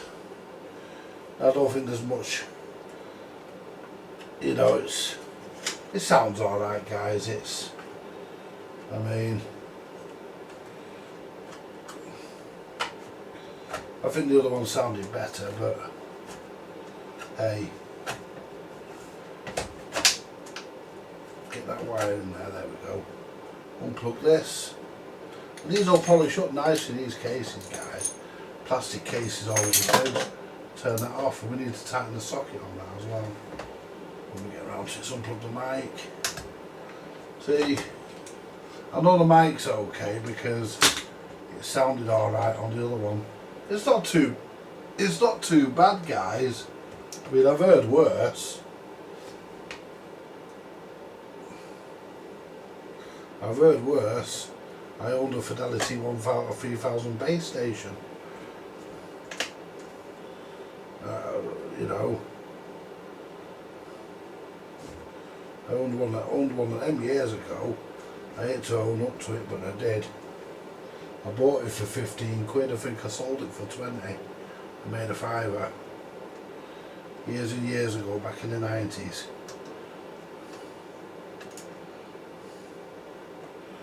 I mean, people would buy a Fidelity base station off you back then. Fucking won't now. You try selling them now. I need to get this socket sorted out. I need to get in touch with my friend Richard and get some sockets ordered, because the lugs are broke off them. So I may as well just put new sockets on. I have got a lug off one of them in there, but there's no point sticking them on, they just break off again. Just order the sockets when I get to it. And that's it, guys. That's the two Maxons. The two Maxons. One's in better nick than the other, but there again, they both do the job. Volume and squelch, nothing fancy. They both need a bit of a polish. I'll give you a quick look. There we go, guys. Better than that one, aren't we? There you go. Two Maxon straight 40 FM units, and they work. I mean, they're not brilliant. They weren't meant to be, but they were cheap. Well, a lot of them CBs, I mean, unless you got a really good one like an audio line or anything with a Cybernet or a unit, or anything with a Cybernet or a Uniden chassis, you know, then you weren't really expecting much. You know, the early Maxcom stuff was good. Stuff like the Midland 3001s and 4001s, you know, the Precision Series Midlands. They're my favourites of all time. Not because of the way they perform, I just love the way they look. They're the best looking CBs ever made. Zoom out now. There we go, guys. So that's what we've had for tonight. We've had 2 CB radios and we've got them going. One of them was already going. It just had a dry joint. Let's see how well these polish up. Let's get the cloth. We'll try this one because this one looks a bit grubbier. We're not worried about water getting into it. It won't. It's plastic. A bit of water, bit of detergent on the top, and I bet you this comes up like new. Bit of crap coming off that. Look at that, guys. Do you know, I'll give you a tip for these. Anything plastic, right, put a bit of WD-40 on it and then polish it, and it really brings up the plastic. Yeah, look at that, that's not bad that now. It's still a bit grubby in places, but yeah, you know, I can live with that. We might get our paint for our other radio for our hotel tomorrow. There's a horrible mark on the top of that one. Will it come off? Or is it burnt in? Well, I thought it was burnt in, but it's not. It's come off. Whatever it was. Felt like it was stuck in, but it's come off. And there we are, guys. 2 little Maxons. Maxons. 2 little Maxons, all done. We'll get power leads and mics. We've already got 1 mic. Let's turn this equipment off. There we go. Now we can put the... Right, well that's the CBs. That's us out of CBs now, guys, until we get some more in. I hope you've enjoyed the CBs. We'll have a rest from them for a few weeks now, till we get some more. I want to get something next time. I'm going to look out for something a bit more interesting for another CB video. The trouble is, when I get anything that's really nice and interesting, something that's got loads of bands and something, I end up selling it to microchips. I don't end up keeping them. But what we'll do, the next one we get, we'll look at it and we'll do it, and then we'll flog it. How about that, eh, guys? That hum will go in a minute. That's just because I've got the lead in my hand. There we go. Shove that there. And come back to camera 1. Right. Let's see what you're all saying on the chat.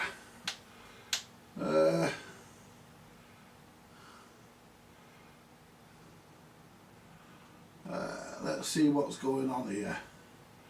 Go back to camera 1. But there we go, you see, guys. Yeah, I've done, let's see where we're up to. See who's whinging. Hello Andy, good evening, hello. Doubt the Irish, yeah. We got as far as that, cheers Andy, yeah, we got as far as that. Kinsale, Kinflare.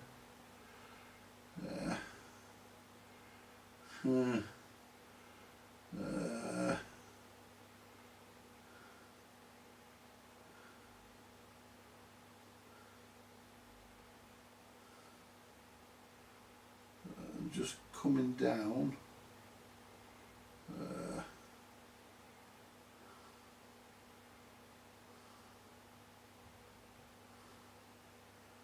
I have a Sony 366. I've got 2 377s in my cupboard. One in my cupboard and one I use regular.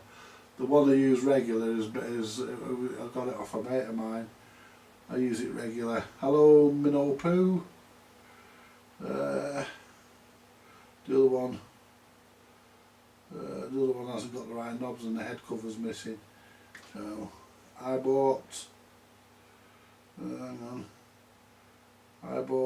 my Sony repairs. Yeah, that's the best way to buy them, is for repair and service. Get them cheaper. I found Andy looking for tips. I found Andy looking for tips regarding a cheap valve radio. Regarding restoring a cheap valve radio. I mean, you know, I'm all over the place by now, aren't I? I mean, I'm pretty well known. I am a bit crap. Well, I'm still learning about CBs. Andy fixed both amps on my Downset record players for me perfectly. Yeah, they're still going, aren't they, Mark? Hey, I should have charged you more, shouldn't I? No, seriously, yeah, they're still going. The chipmunk. Testes, 1, 2, 3. I've only got 2. Hi Mr. Chippy. Hello Chipmunk. I'm a bit crap. The signal meter drive circuit on those boards is a bit crap. It is a bit, innit? But we got there. I mean, it weren't the signal meter's fault in this case, was it? It was my fault because I must up one of the bloody receive transformers as a bloody transmit one. So that's why it was a bit deaf. It's not now, it's the same as the other one.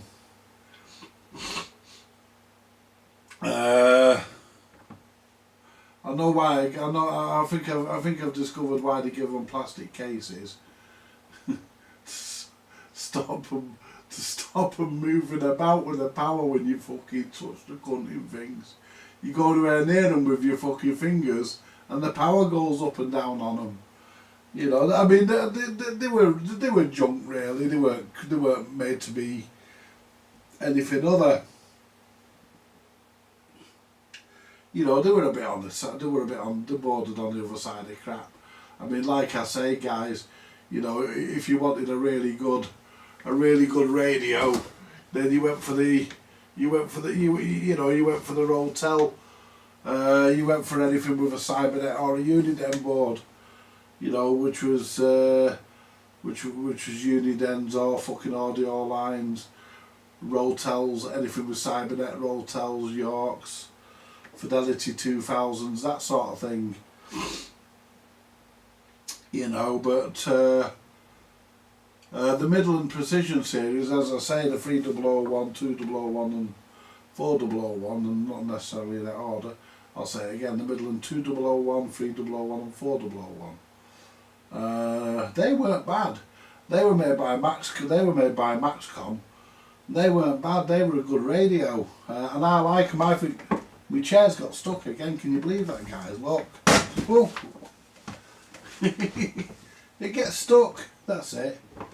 There you go. I think my neighbour's gone away for the night because I've not heard little Tommy tonight, so I think she's gone away for the night. She sometimes does pisses off for the weekend or the night. Goes to her nana's or something. So I don't think I heard her going out earlier and I don't think she's in. So I've not heard any movement. But so I'm not really too bothered about you know, I'm not going to make a lot of noise just in case she is, but I don't think she's in.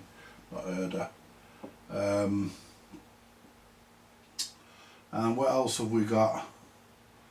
Well, we're out of CBs now, guys. We've done 4 CBs in as many days.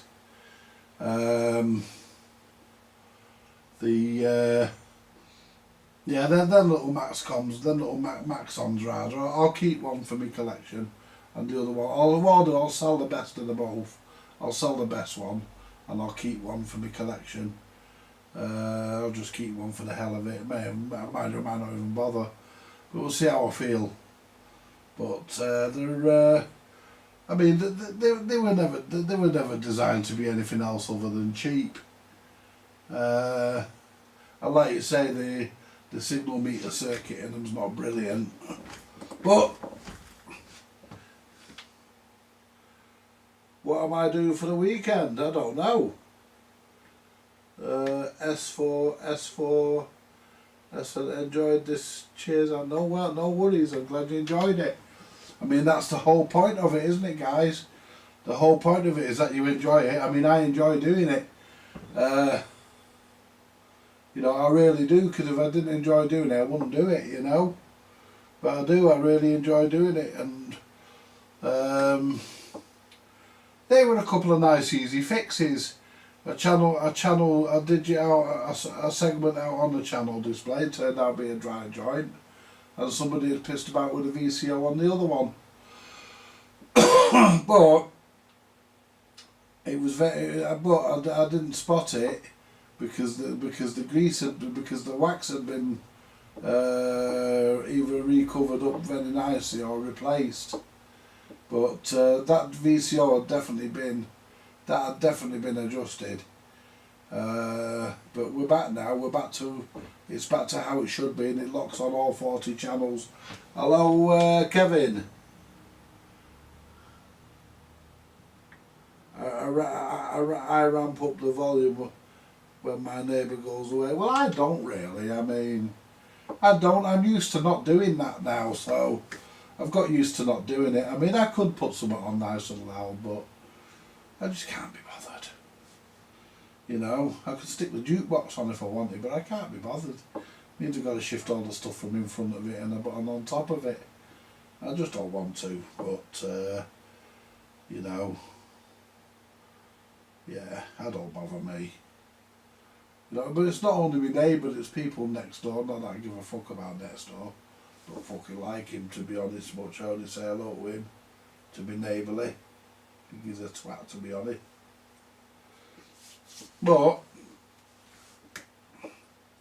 that being said, that is only my opinion, and I'm entitled to it. But there we go. Anyway, so yeah, we've done the Colt 444, which I'm waiting for some screws for because I lost the fucking screws out of it. So I've had to order some fucking screws, put in it. I had to measure the holes because I tried the screws out of the Rotel while that was apart. I tried them off camera while that was apart, and the screws for the Rotel, even though it's all Cybernet stuff, were a different size. So I had to get my digital caliper on, my micrometer rather, and fucking measure the holes. And I ordered the screws accordingly, so they should fit. I don't know where I put the original screws. They're somewhere, but where, I do not know. But the Colt 444's done. The Rotel 240's done. That just needs painting. The Fidelity 2000s, both of them are done. One of them needs painting, and it could really do with a nicer front because the plastic chrome's all pitted. I know you can get them re-chromed, but do you really want to spend that kind of money on a CB radio you're never going to get the money back for? If it was going in my own collection, then I would, but I'm gonna give the top a coat of black. I'll rub it down, give it a paint, freshen it up, because I want to keep the nicest looking one for myself. And the one with the scabby front, I'll sell that. I'll keep the nice one. But yeah, I think we've enjoyed ourselves. I have. Good evening, Karen. Hope you and Jeff are good. Hi, Andy. Thought you might be sporting your summer hair cut. No, not yet. Not yet. I will be soon. No, we've got that to come, guys. We've got me. I normally do a sharing. I normally do a live sharing, don't I? We've got that to come. Oh, you and Jeff are good, Karen. I was going to have a bet on the snooker, you know. I was going to bet on Ronnie O'Sullivan and fucking Judd Trump being in the final. Hey, it's a good job I didn't. It's a good job I changed my mind, isn't it? They're both out. You know, you wouldn't have expected, you know, no one expected that, did they? You know, I didn't expect that, that's for sure. But anyway, that's enough about the snooker. What are we going to do next, I wonder? what are we going to do next? Well, tomorrow night we're going to do some boxing. We're going to box clever. We're gonna box those amps up of Matthews, and we're gonna book them out to go back. And they can go back to him. They're done. And I need to find a ECL 82 to send out because he wants one of them as well. So we need to get an ECL 82 for him, which we've got over there. Just nick one off the Ampen building because I've got plenty in storage somewhere. I've got plenty in my boxes, but I know there's some on that amp, so we'll pull one off that for now. We're going to get onto that amplifier soon. We've got stuff for it to do. I need the hole doing for the transformer. I'm going to have a go at that. I've got to drill all the holes. We may do that Sunday, do some drilling. We also want to do the Hacker RP35 as well. Change the AF117s for the new Russian transistors that Mike sent from Belfast. Put them in it and see what we get. I know the pins are different orientations, so we're going to have to, you know, be mindful of that. What we're going to have to mark everything as it comes out. Mark everything as it comes out, or do so if it might be marked. If it's marked, then we can just move. Then we can just check it with the tester, and then put it on and do it that way. But yeah, I'm very happy with my two little CBs. I mean, they're not brilliant, but they're better than. I mean, they get you on the air. They're no better. They're no better or no worse than what they were when they left the factory. They're doing a fucking what my mate Raymond used to say. They're doing a barefoot for 4 watts. Yeah, they're doing a barefoot for. And that's all you want. Because they're not. We can't do any more than 4 watts on CB. We can on SSB. We can do 12 watts on SSB, but on standard CB we can only do 4 watts. So that's what we're allowed. That's what we set the radios to. Being on a Spanish decommissioned submarine today, having my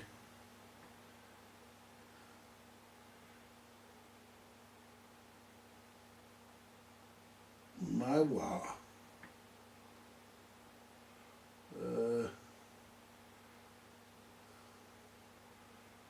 Serene Vigil, I don't know, moment, interesting, scary, yeah.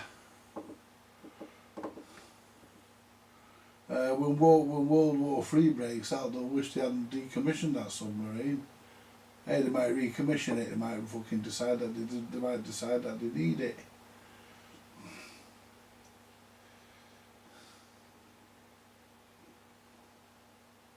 I mean, the Spanish sent out an armada once, and the British sank it. Whole load of fucking ships, a whole fleet of ships, and they sank it. Yeah, they sank the fucking lot. Yeah. There was a time when we were formidable, weren't there, guys? You know, when we had an empire and we controlled most of the fucking planet. Well, if it was about 3/3 of the planet we controlled, wasn't it? We had our empire stretched 3/3 of the fucking globe. I know it was a lot. Our empire was far bigger than what the Romans ever had. But then again, times had moved on since then, hadn't they? We knew there was more places to go and conquer.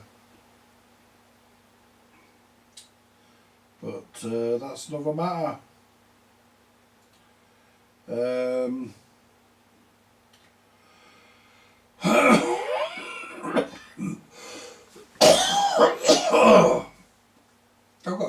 tickly cough. I ate half that stew last night that the mildew brought round. I'll finish the other half tonight. Just chuck it in a fucking bowl and microwave it for a few minutes.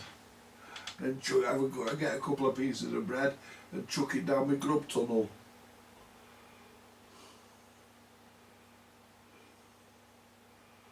The sun has set on the British Empire, fucking hell. You know, the British Empire was fucking, they reckon it was a place where the sun never set, didn't it? But it fucking has now. We've got no empire now, us. We've got fuck all now. We've got fuck all, guys. We've got jack shit. Absolutely nothing. Because after World War II we started giving it all back. And I'm not saying that these people shouldn't have independence. But you know, fucking, you know, I think every country should govern itself, look after itself, and you know, fucking, yeah, there's no fucking else us, do they? You know, fucking, anything happens here in Britain, we'll have to fucking get on with it. They don't say in other countries, oh, let's go and help Britain, you know, no, they don't fucking say that, do they? If we had a problem, then we'd have to deal with it ourselves. Yeah. When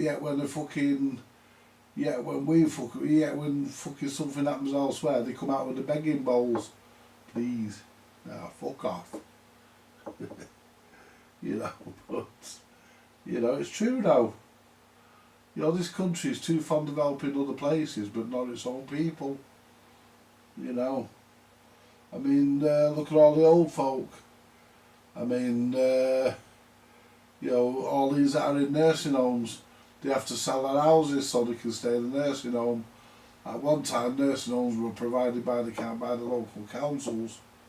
But no, they won't do that, will they? Because it means they've got to spend fucking money. It means they've got to take less in wages. The fucking cheeky Robins, fucking money grabbing bastards. No, they won't do that. I remember when nursing homes were all over the place and they were all the same thing. Because there was one at the end of the road near a school I went to. And they were all the same thing because they were done to one design. They were all basically built to a plan. I remember the clinics as well.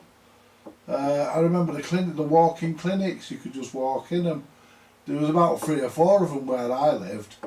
You could just walk into them anytime you wanted, and you know, they had rooms and they had sort of classrooms in them where kids could go and play in the 6 weeks holidays.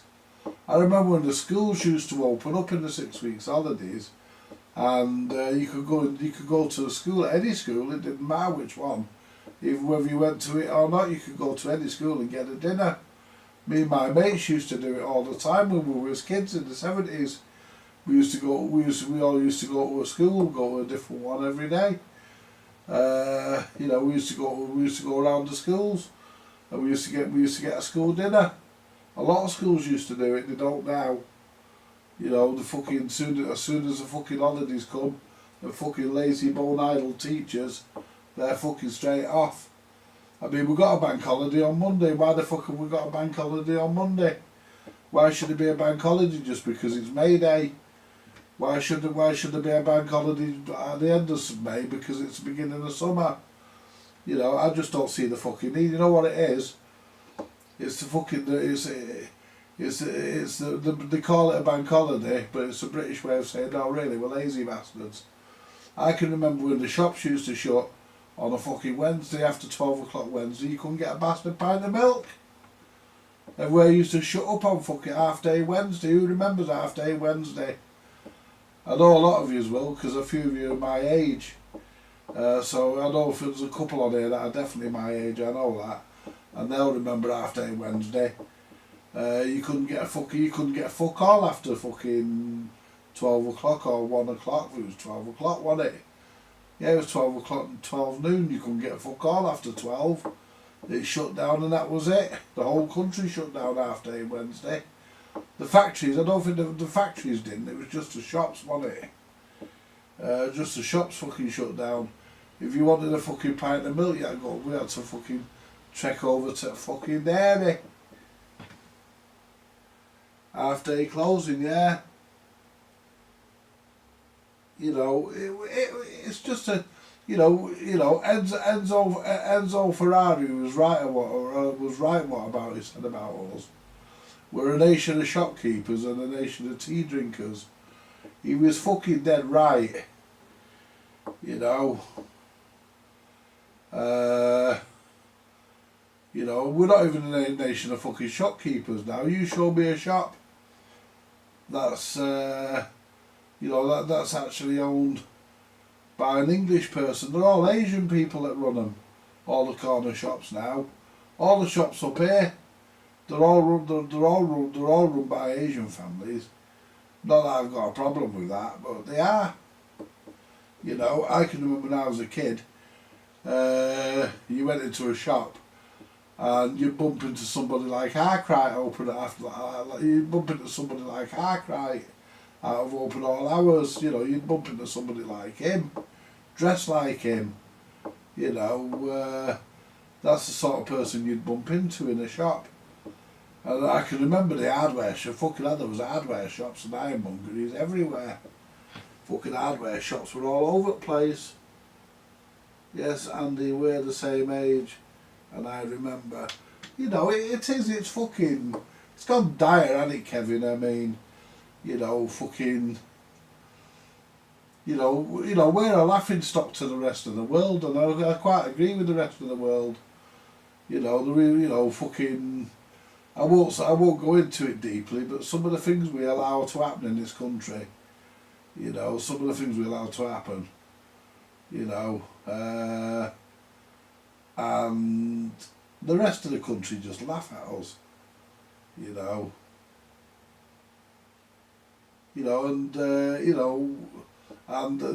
demarcation disputes and all that fucking lot, the strikes in the 70s, they fucked this country up. The fucking trade unions fucked this country up. Fucking Colin Chapman had it right, the guy who started Lotus. He had it right. He actually said, if my company ever comes unionised, he said, I'll shut it down. You weren't allowed to be a member of a trade union if you worked for him, because he hated the trade unions. I hate them. Every fucker does, apart from people who are in them. If somebody not to fucking nail him, and they weren't a joiner, they all walked out on fucking strike. I'd have sacked the fucking lot of me. That's what Henry Ford did. He fucking warned them all, didn't he? He said, if you go on fucking strike, he says, I'll sack you. He said, if you go on strike, it means you don't want your jobs. I'll sack you. And he threatened to sack the fucking lot of them. And that's the way you deal with it. What would be illegal to sack people? All started with Thatcher. Oh, it was going on long before her. The trade unions have been there forever. That would be illegal, to sack people because they won't go to work? I don't see why. If somebody withdraws their labour, if I had somebody working for me and they wanted more money, and they withdrew their labour and went on a sulk, I'd sack them. I wouldn't give a fuck whether it was legal or not. I'd sack them. There's a point where you have to say to yourself, well, I don't give a fuck whether it's against the law, if it's legal or not. I'd sack them. But when Henry Ford started the Ford Motor Company, I don't think it was illegal to actually sack people, but you can't sack a strike. A striker is illegal. Of course you can. You just say, look, if you you either go back to work or don't bother coming in the morning. That's all you say. They did soon come back to work. I think the only organisation I know of that are not allowed to go on strike. There's only two that are not allowed to go on strike. Does anybody know what they are? Two organisations that are not allowed to strike. What are they? Well, Ford, he wasn't exactly a tosser. I wouldn't go as far as to say he was a tosser. He was he was a businessman, and if he employed you, he expected you to do the job that you were employed to do. That doesn't make him a tosser. If somebody says, well, you know, I'm not doing this because I want more money, you know, and he says, right, well, you know, there's your cards, you know. First you give him a warning. You tell him the card, yeah, the police is one of them. Yeah. No, fire brigade could go on strike. The army is the other one. The military. Military are not allowed to strike, and the police. But yeah, the fire brigade could go on strike. I've known the fire brigade to go on strike. I remember a time they were only answering fucking certain calls. They went on strike, the fire brigade. Yeah, of course they can. They shouldn't be allowed to, but they can. You know, but he had, he had. Well, yeah, I suppose so, but you know, I won't argue about it. But you know, I think if somebody, as far as I'm concerned, if somebody withdraws their labour, they don't want the job, so they could fuck off and look elsewhere. If I was employing somebody and they withdrew their labour for whatever reason, and I thought it was unfair that they'd done it, then I'd sack them as well. I wouldn't give a fuck about what the law said. You know, I just wouldn't give a shit about what the law says, because I make my own rules, as far as I'm concerned. That's right, they do. They send the green goddesses out, don't they? If the firemen go on strike. I've known them go on strike, not very often.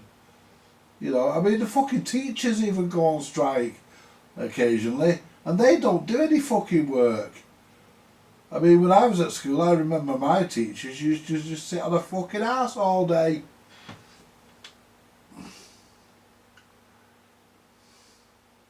I remember the green goddess fire engines.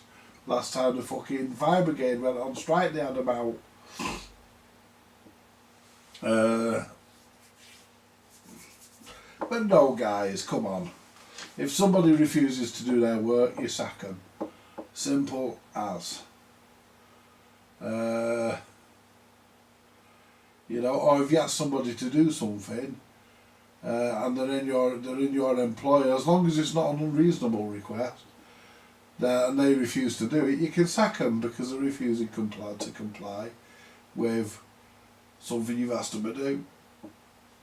You know, but the biggest enemy of the country, and it still is trade unions. They are the biggest enemy, because the people in trade unions are usually thick as shit. They are guys are usually thick as shit, and they don't know fucking one end of a fucking whatever it is to the other. It's like the teachers, when they go on fucking strike, what the fucking hell do they go on strike for? They don't do fuck all, do the lazy bastards? They get more holidays than anybody else. Teachers, fucking. I'll tell you what, if I'd have known then what I know now, I'd have fucking trained to be a teacher. Because you get your fucking most of the time you sat at home getting paid for it. You get paid to sit at home. You get paid holiday pay. And look at all the holiday pay they rake in. They're off for 6 weeks. During the summer, I disagree with the 6 weeks holidays. I think it's too long. And before anybody says, I bet you didn't object when you was a kid, I did. I was bored after 2 weeks. You know, I was looking forward to school after 2 weeks.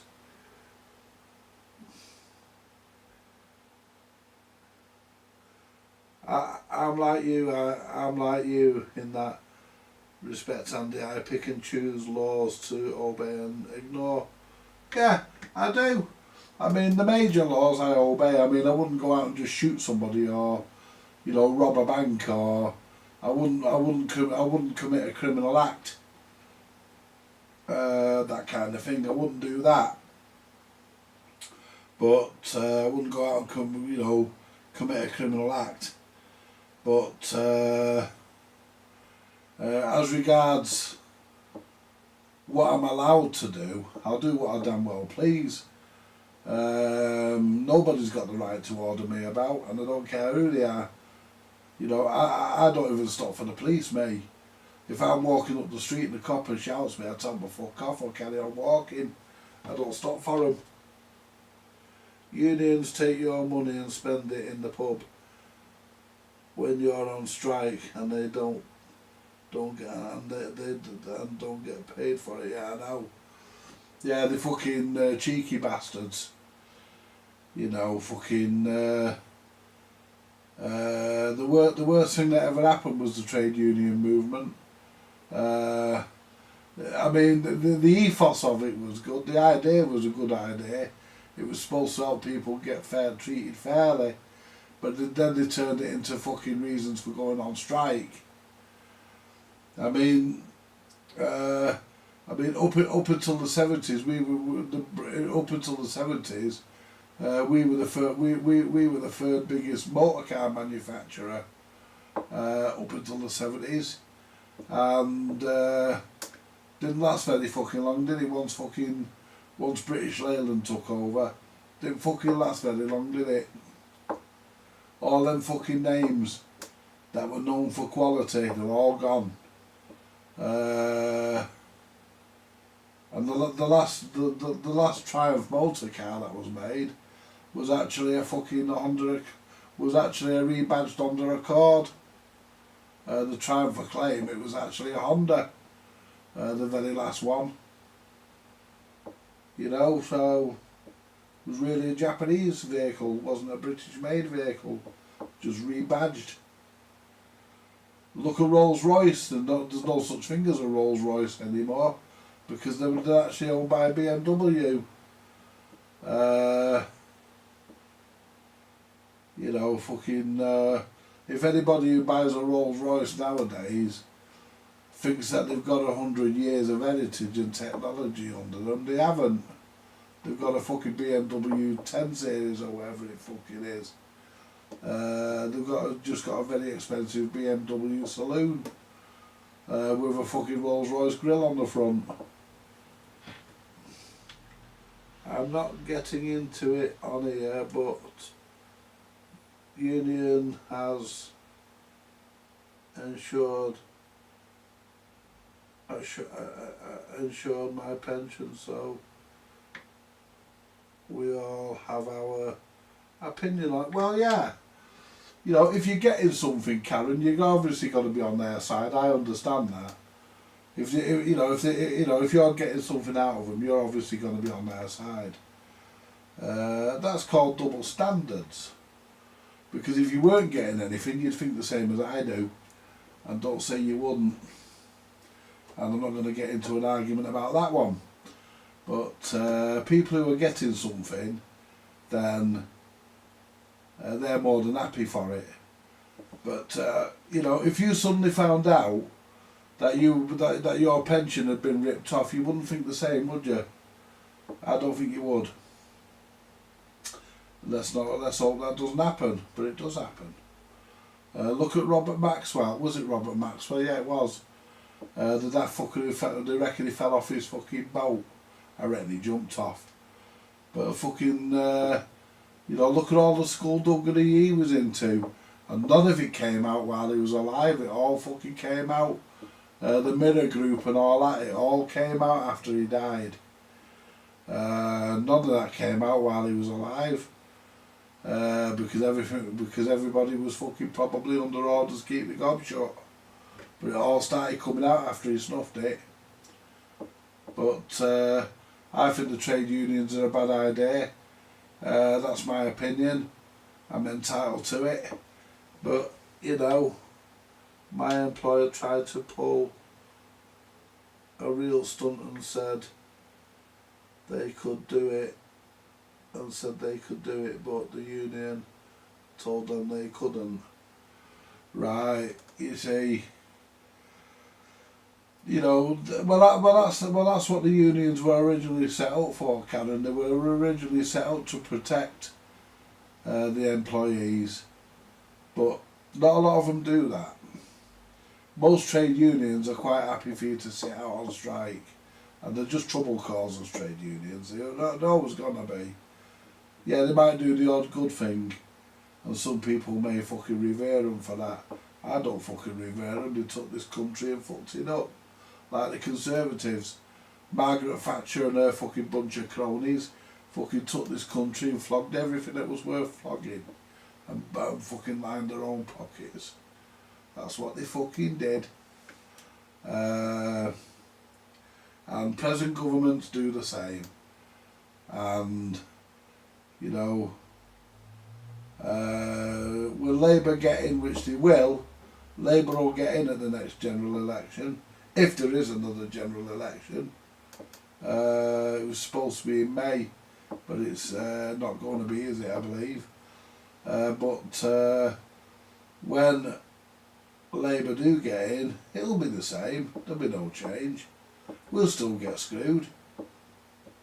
We'll do this and we'll do that. No, they won't. They'll just sit on their fat asses and they'll just chat shit. And we'll sit there and we'll believe it, because that's what we do.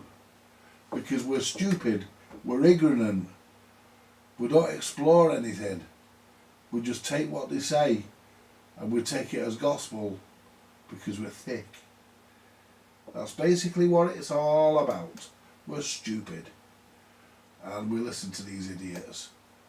We'll do this and we'll do that. Evening Raymond, evening Reese. We'll do this and we'll do that, but they won't. They won't do a thing.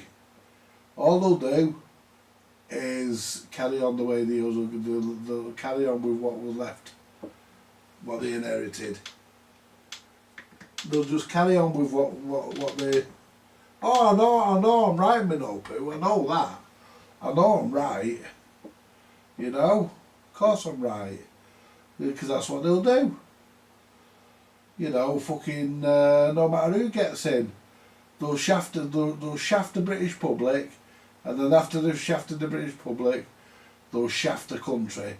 And you know why they'll do that? Because they're only... The minimum term they get is 4 years. So they want to make as much as they can in 4 years. You know, and that's the way it is. You know, could I say I would do it any differently? Probably not. I don't know. But I wouldn't mind to go at it. Anyway. Yeah, they try to rob your pension. I don't agree with it, you know. I mean, if you earn a pension, you've got every right to it. You know. Let me move up the chat a bit because there's a few people coming. I mean, yeah, I got to there. I got to there.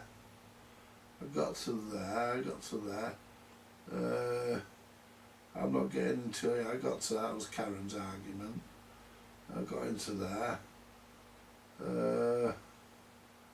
Hello, Reese. The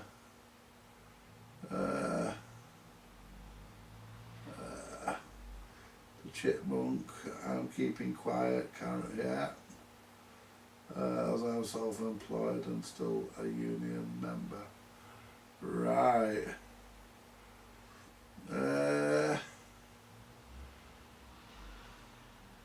I think Rolls-Royce engines, yeah, the jet engines are, but the fucking motor cars are not. The jet engine never sold the jet engine department. They only sold the motor car and Bentley. They only sold Rolls-Royce motors and Bentley motors, because Rolls-Royces used to be made in Crewe. They only make Bentleys there now. Them fucking things that they call Rolls-Royces now, they're fucking made in Germany. They're made in BMW. They're made at BMW's factory in Germany. You know. No, they're not real Rolls-Royces. My employer tried to, yeah, I read that. Your room's turning into Aladdin's cave there, Andy. Yeah, there's quite a bit of shit turning up, isn't there? I mean, I've got to get, I mean, that big amplifier that's on the bench over there with the record deck on top, that's going in my front room. I want to put that in my front room, that was why I bought that.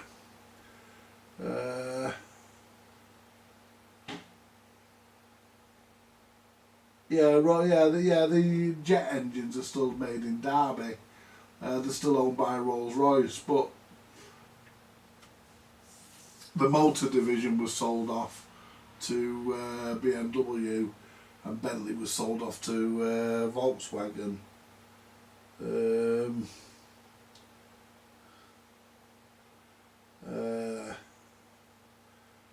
Yeah, tried to rob my pension. Yeah, well, you know, no time for people who unscrupulous employers, no time for them, to be honest. I'm sure Gordon Brown sold off the last of the gold reserves, UK's gold reserves, probably. But Maggie Thatcher and her fucking bunch of cronies raped this country. I know it's not a nice word to use, but it happens to be true. They raped it. They took everything they could and put fuck all back, and then made everybody unemployed at the same time. Cunts. Labour is not Labour anymore. It's Conservatives. Stormer or Starmer or whatever it's fucking called is a furor to the right, and than most Conservatives. It's further to the right than most Conservatives. Yeah.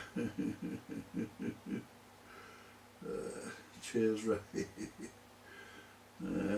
It's always the second mouse who gets the cheese. Yeah.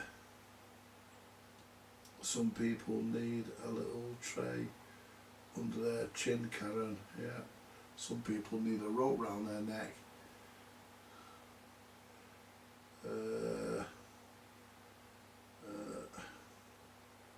Back to cats, Ray.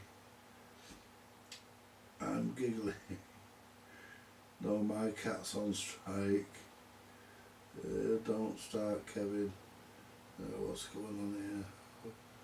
Oh no, not.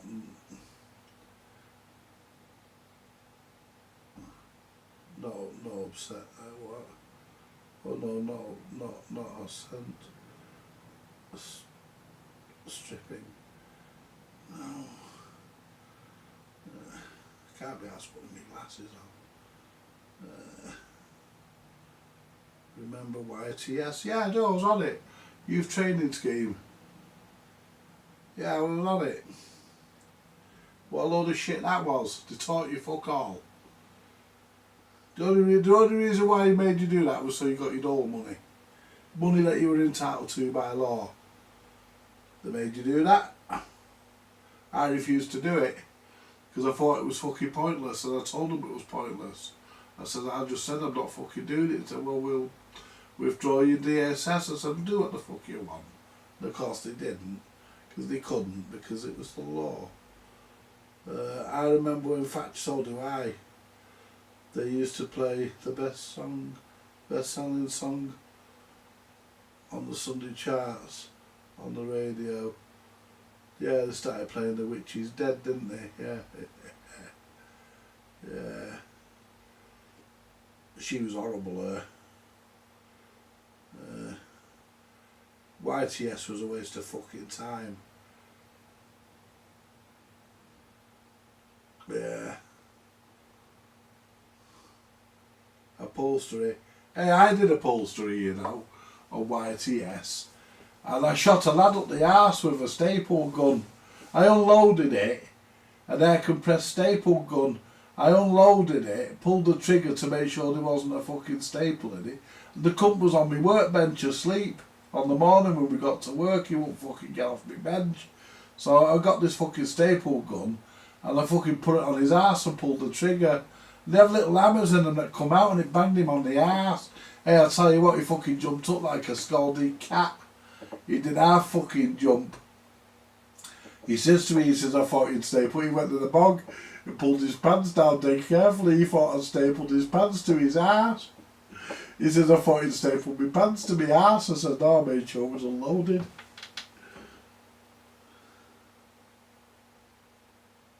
Sounds like flat no. I mean, I never learned anything from YTS apart from the fact I didn't want to do it because it was a load of shit.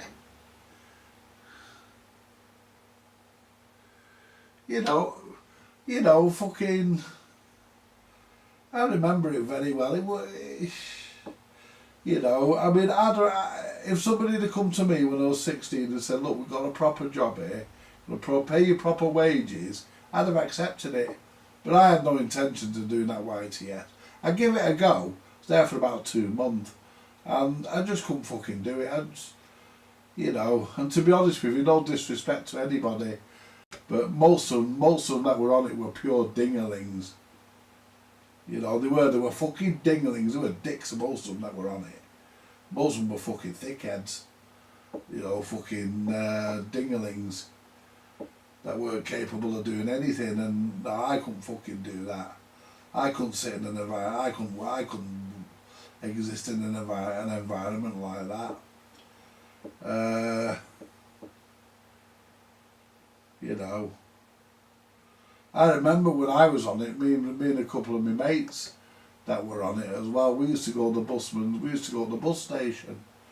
We used to go to Northern bus station. Well, I think it was called Sharston bus station. Can't remember. But we used to go to it. We used to get our dinner there, and it was £1.50, I think it was, for your fucking dinner. And you fucking hell, man, what you fucking got would have fed a family of 4, all on one fucking plate. And our gaffer rang up, found out we were going there because we didn't use our cafeteria because they only sold health foods. You couldn't get fucking pies and chips and shit. And we wanted pies and chips. We wanted stuff that was fucking fattening and unhealthy. Because we was kids. And that's what we enjoyed eating. Anyway, so we used to go to fucking Busman's Cafe. And you know, I'll tell you what, you know, there's a very good reason why most bus drivers were fat. You want to see the fucking meals they get for £1, well, £1.50. You used to get a fucking big fucking dinner, a fucking dessert, and a fucking big fucking mug of tea and as much bread as you could fucking eat for £1.50. Anyway, our manager rang up the bus depot and told them not to serve us, and he said, and the manager at the bus depot turned round. He says, I know the 3 lads you're on about. He says, as long as they behave, he says, we're going to continue to serve them. He said, now fuck off and put the phone down. The guy come out and told us, he said, your gaffer's been on the phone. He said, we told him to fuck off. He says, as long as you behave, he says, which you do. He says, and you know, you have a laugh with the drivers and whatnot. He says, as long as you behave, he said, you do. He said, we don't mind. He said, they tried to tell us to stop serving you. You know, and he says to us, the guy, he said, well, why don't you use your own cafeteria? Is it expensive? I says, no. I says, it just don't sell what we want. I says, it's all healthy food. I said, we want to eat this stuff that's in here. Fucking nice big fucking meaty pies and chips and fucking big fucking lumps of potato and fucking, you know, fucking all sorts of fucking nice stuff. You know, I mean, the fucking dinners, the food in that place were fucking beautiful. You know, like it was like getting your school dinner, only fucking twice as much. You know, fucking. That's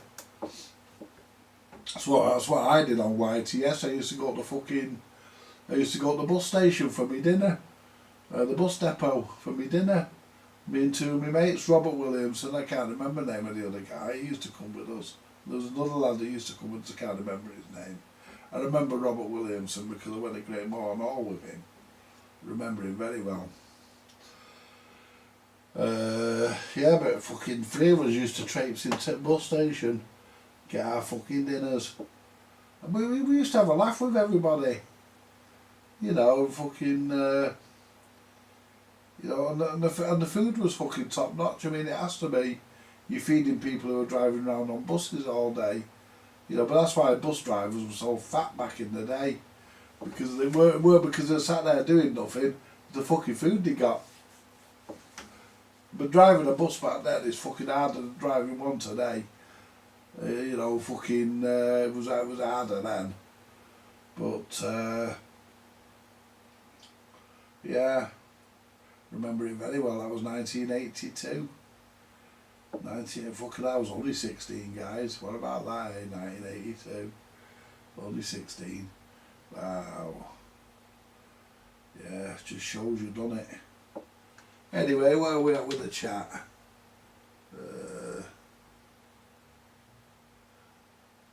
I couldn't do that YTS.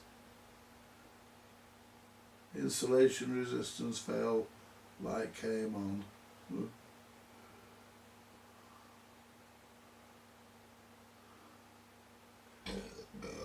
I'm giggling now too.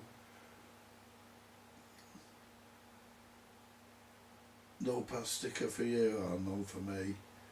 Do you like the old pat testers? But boy, I do like the old pat testers, but boy, they're hard on equipment. Yeah, I know. Flash test 20 amps, bomb test. Very true. Have to take it easy with modern stuff. Almost all USB supplies will fail.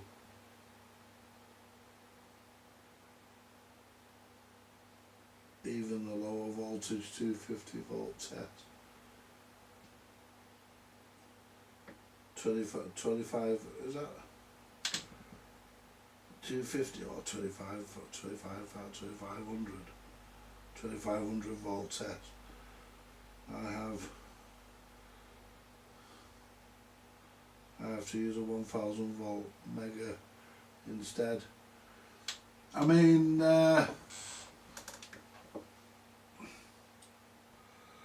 you know, I used to have to have my disco equipment pat tested once a year, and that's one of the reasons why I gave up doing it, because when I was getting it pat tested, I was getting it done for £50 a year or something. And that's money that you were very lucky if you ever earned back. I mean, nowadays, there are no mobile discos. There are a couple of disc jockeys knocking them out, but they don't get a lot of work. One came here, he bought a load of karaoke discs off me, and I seen him on Facebook. We're friends on Facebook, and I seen him begging for a fucking disco one year, a couple of years ago. I seen him begging for one. Is any bookings about for New Year, But one time, if you were well known, you could just walk into a place and say, "Look, have you got anybody yet?" You get onto it about 6 months before. You always got your Christmas booking about 6 months before. I used to secure it about 6 months earlier than what it was needed when I was doing it. I used to go to the fucking places. I used to ask them all, "Have you got anybody?" "Oh no, well, would you like somebody? How much do you want?" You'd discuss it with them, say, "Right, that's fair enough." They'd put you in the diary, and you'd make a note of it. Well, you wouldn't have to, you'd know. I knew anyway. I used to remember, and very rarely wrote anything down. Couldn't be bothered. I've noticed that a lot of the TVs I work on, I feel, hang on, let's put my fucking glasses on. Fuck me. Fucking started to see double. I'm going in a minute, guys. When I get to this point, it usually means I'm fucked. I've noticed a lot. I'll notice a lot with a lot of the TVs I work on. I can feel power when touching the chassis. They need to be about. They read about 50, between 50 and 60 and 50, 90 volts. AC from the chassis to the earth pin at the main socket. Did you paint your rubbish bin graphite grey yet? No, I haven't done yet. No. I'm waiting for the graphite grey to turn up. I ordered it last night, Clarence. I'm waiting for it to turn up, but that bin will be by the time I'm done, that bin will be about 3 shades of different 10 shades or whatever, different colours. Depends on what I'm painting. I don't bother putting that down. It's only the fucking bin. I just fucking you know. We don't do much because we charge too much. I do the pack properly. Full test check everything. Redo the plug if needed, etc. Yeah, if the postman is it that postman Pat Chippy? I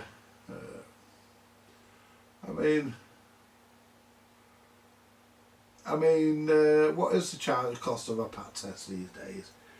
Not that I want one, I don't, but I had to have it done because if you're working, a few of the jobs I got were in a leisure centre, which is owned by a council, and if you walk into a council establishment with a pile of disco equipment and you've got no pat test certificate, they ain't gonna let you work. They won't let you plug it in. The council told me that because I got a booking at a leisure centre once, Altrincham Leisure Centre, which was owned by the council, still is I believe, and they said bring your pat certificate with you. And I didn't have it at the time. She says bring your pat certificate. She says are you pat tested? I said yes, but I wasn't. She said bring your certificate with you. She says we won't let you plug it in unless we see it. So I says right, okay, so I had to get it fucking done, didn't I?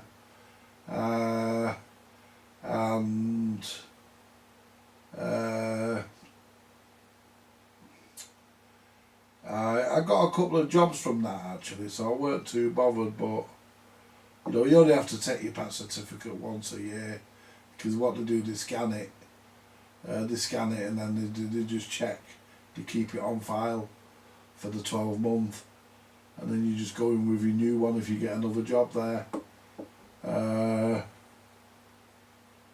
But yeah, anywhere where it's a council establishment, you have to show pat certificate, pat test certificate for your equipment. So I used to get mine done, and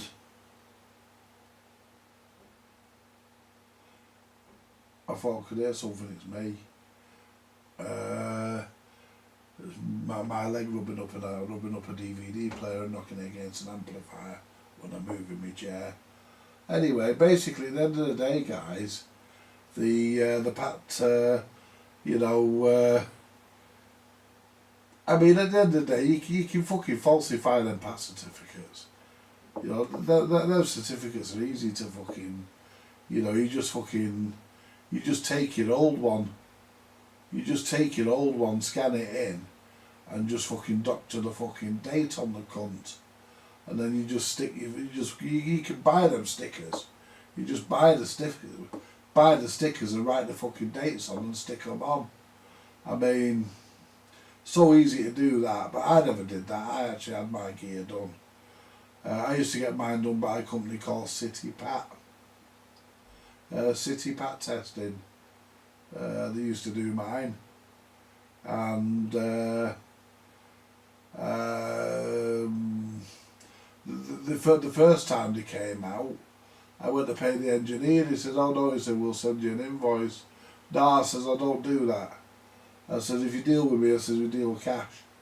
I said, "I'm not messing about." I said, "I've not got cards. I'm not messing about doing that." I said, "I'm not doing that." I said, "You either take the cash off me now, or I'll stick it in an envelope and send it to your employer." So anyway, he said, "Hang on a minute, I'll ring my gaffer." So he rang his guy up and he said, you know, he said to him, he said, "The guy insists on paying cash." So his gaffer just said, "Right, we'll take the money off him." So I said to him, I said, "Give us your phone a minute." or said to his employer, I said, listen mate, I says, I want to pay cash every time. I says, can you arrange for the guy to take the money every time? He said, yeah, we'll do that. So just pay the guy every time. He said, we'll tell him. So that's what they did. I just paid him every time in cash. That's how I like to do things. You know, fucking about with checks. Because he said, do you have a check? I said, no. So I can't give you a check, I ain't got a checkbook. He said, well, how are we going to do it? I said, well, cash. You know, what's wrong with good old fashioned money? So anyway, I just paid him.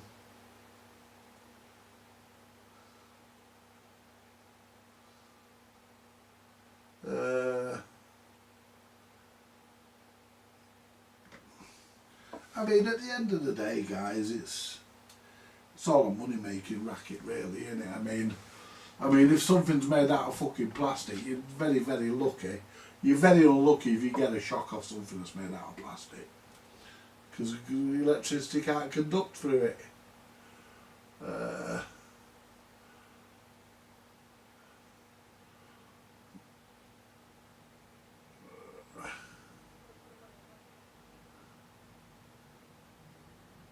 I could have done the test myself.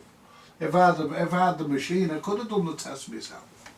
But what I'm saying is, you can buy you can buy the stickers, and you can just fucking falsify your certificate from the year before. You just put it in your scanner, just fucking scan it in,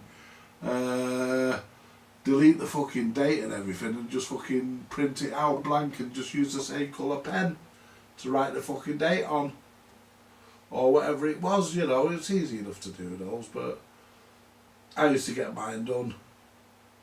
I used to get it done, and that way it was done, and it also gave me peace of mind.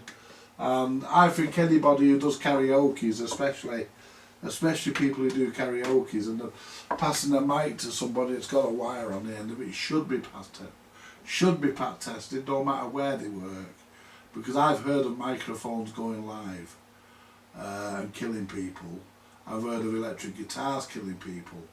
One guy died because he was swinging his guitar while he was playing, and the strings of his guitar hit his microphone stand. Something went tits up and it killed him, dead immediately. But he'd had trouble throughout the day with his amplifier tripping, the electric. Well, therefore he shouldn't have used that amplifier. He should have had his amplifier serviced, but he didn't. So, you know, I'm not saying he deserved what he got. He fucking didn't. No one deserves that. But, you know, if he'd have had his amplifier tested, there's every chance he would still be here. But it just shows you, though, even isolated transformers, if they're not done right, they can kill you. If it says on an appliance, this appliance must be earthed, then that appliance must be earthed. That's why they've put that on. They've not put it on for the good of their health. They've put it on because that's why that's why they've put it on, because it has to have. That's why they've put 3 wires in the cord, because it has to be earthed. You know, you get an earth leak, it trips your breakers. You know, if you get something that trips your breakers, you automatically look into it and find out what's causing it. Better go, guys. Got a bit of a wobble on Spanish wine. Bye, everyone. Enjoy yourself, Karen.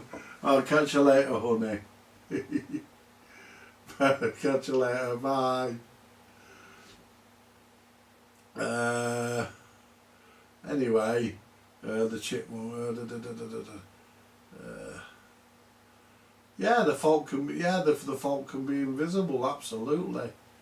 Yeah, dead right. It can. I mean, even isolated transformers. You know, anything that can kill you. If you connect something and you don't connect the earth, yeah. You know. They have depth capacitors in vintage equipment. Yeah, they do. That's to stop. The depth capacitors, they serve 2 purposes. When they're brand new and they put them in, yeah, they do the job. They stop you getting electrocuted. and then fucking 50 or 60 years on, when you plug the appliance in, they go bang and make you jump out your underpants. I snip them out, me, but I always put a replacement in.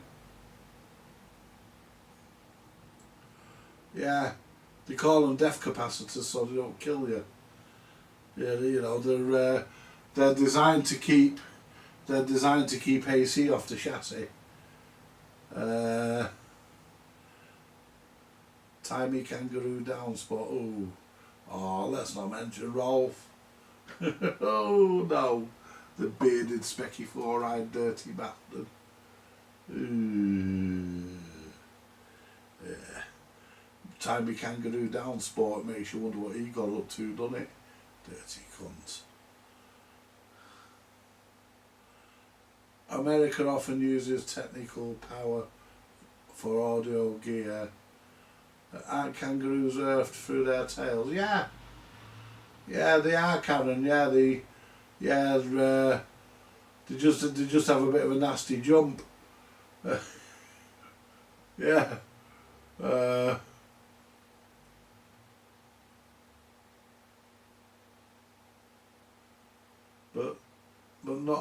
But dry out back soil is not conductive. That's true. But you know, at the end of the day, guys, you know, if it says it should be, this appliance must be earthed, then it must be earthed. And if somebody has a problem, and they're not connecting it to they're not connecting the earth, or they have a problem because it's tripping something, and they disconnect the earth to stop it, they're going to get electrocuted. You know? Can you see what it is yet? Not really, Ray. But there we go, you see. You know, I do everything correctly. I earth everything. I mean, when I'm testing I don't really earth things, but if I'm putting it in my safe block and there's 3 wires, then I will connect the earth, but under test conditions you can get away with it. But I always insist that things do get earthed correctly if they're going out the door. Oklahoma.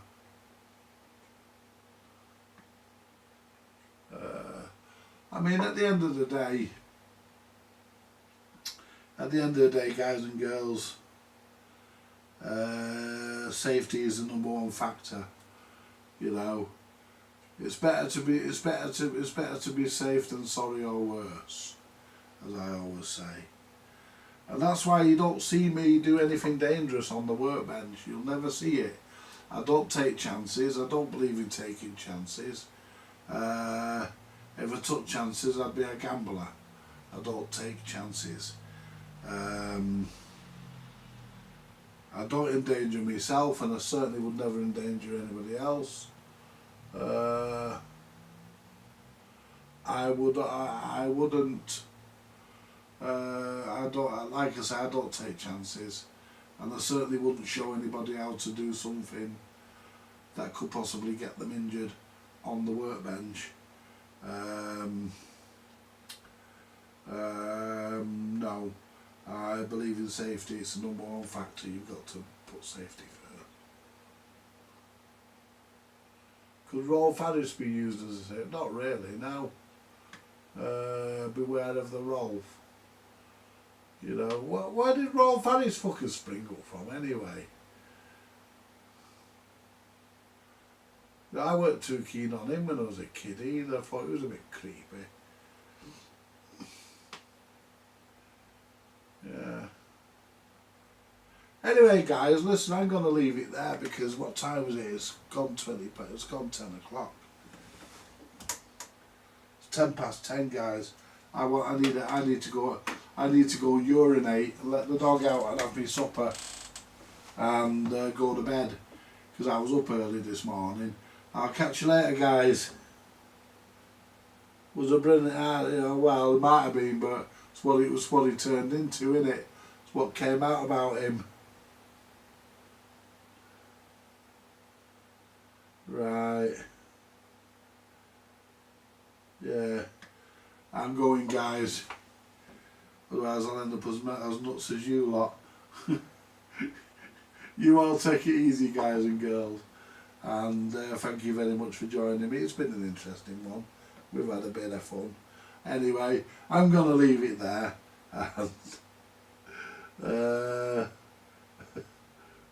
Scraps his extra fruit pastels. Shut up. He doesn't eat fruit pastels, only the odd one. You all take it easy, guys and girls, and I'll be back this way tomorrow night. Probably just a simple boxing up tomorrow. Not sure what I've got planned. I'll catch you later, guys. Bye for now.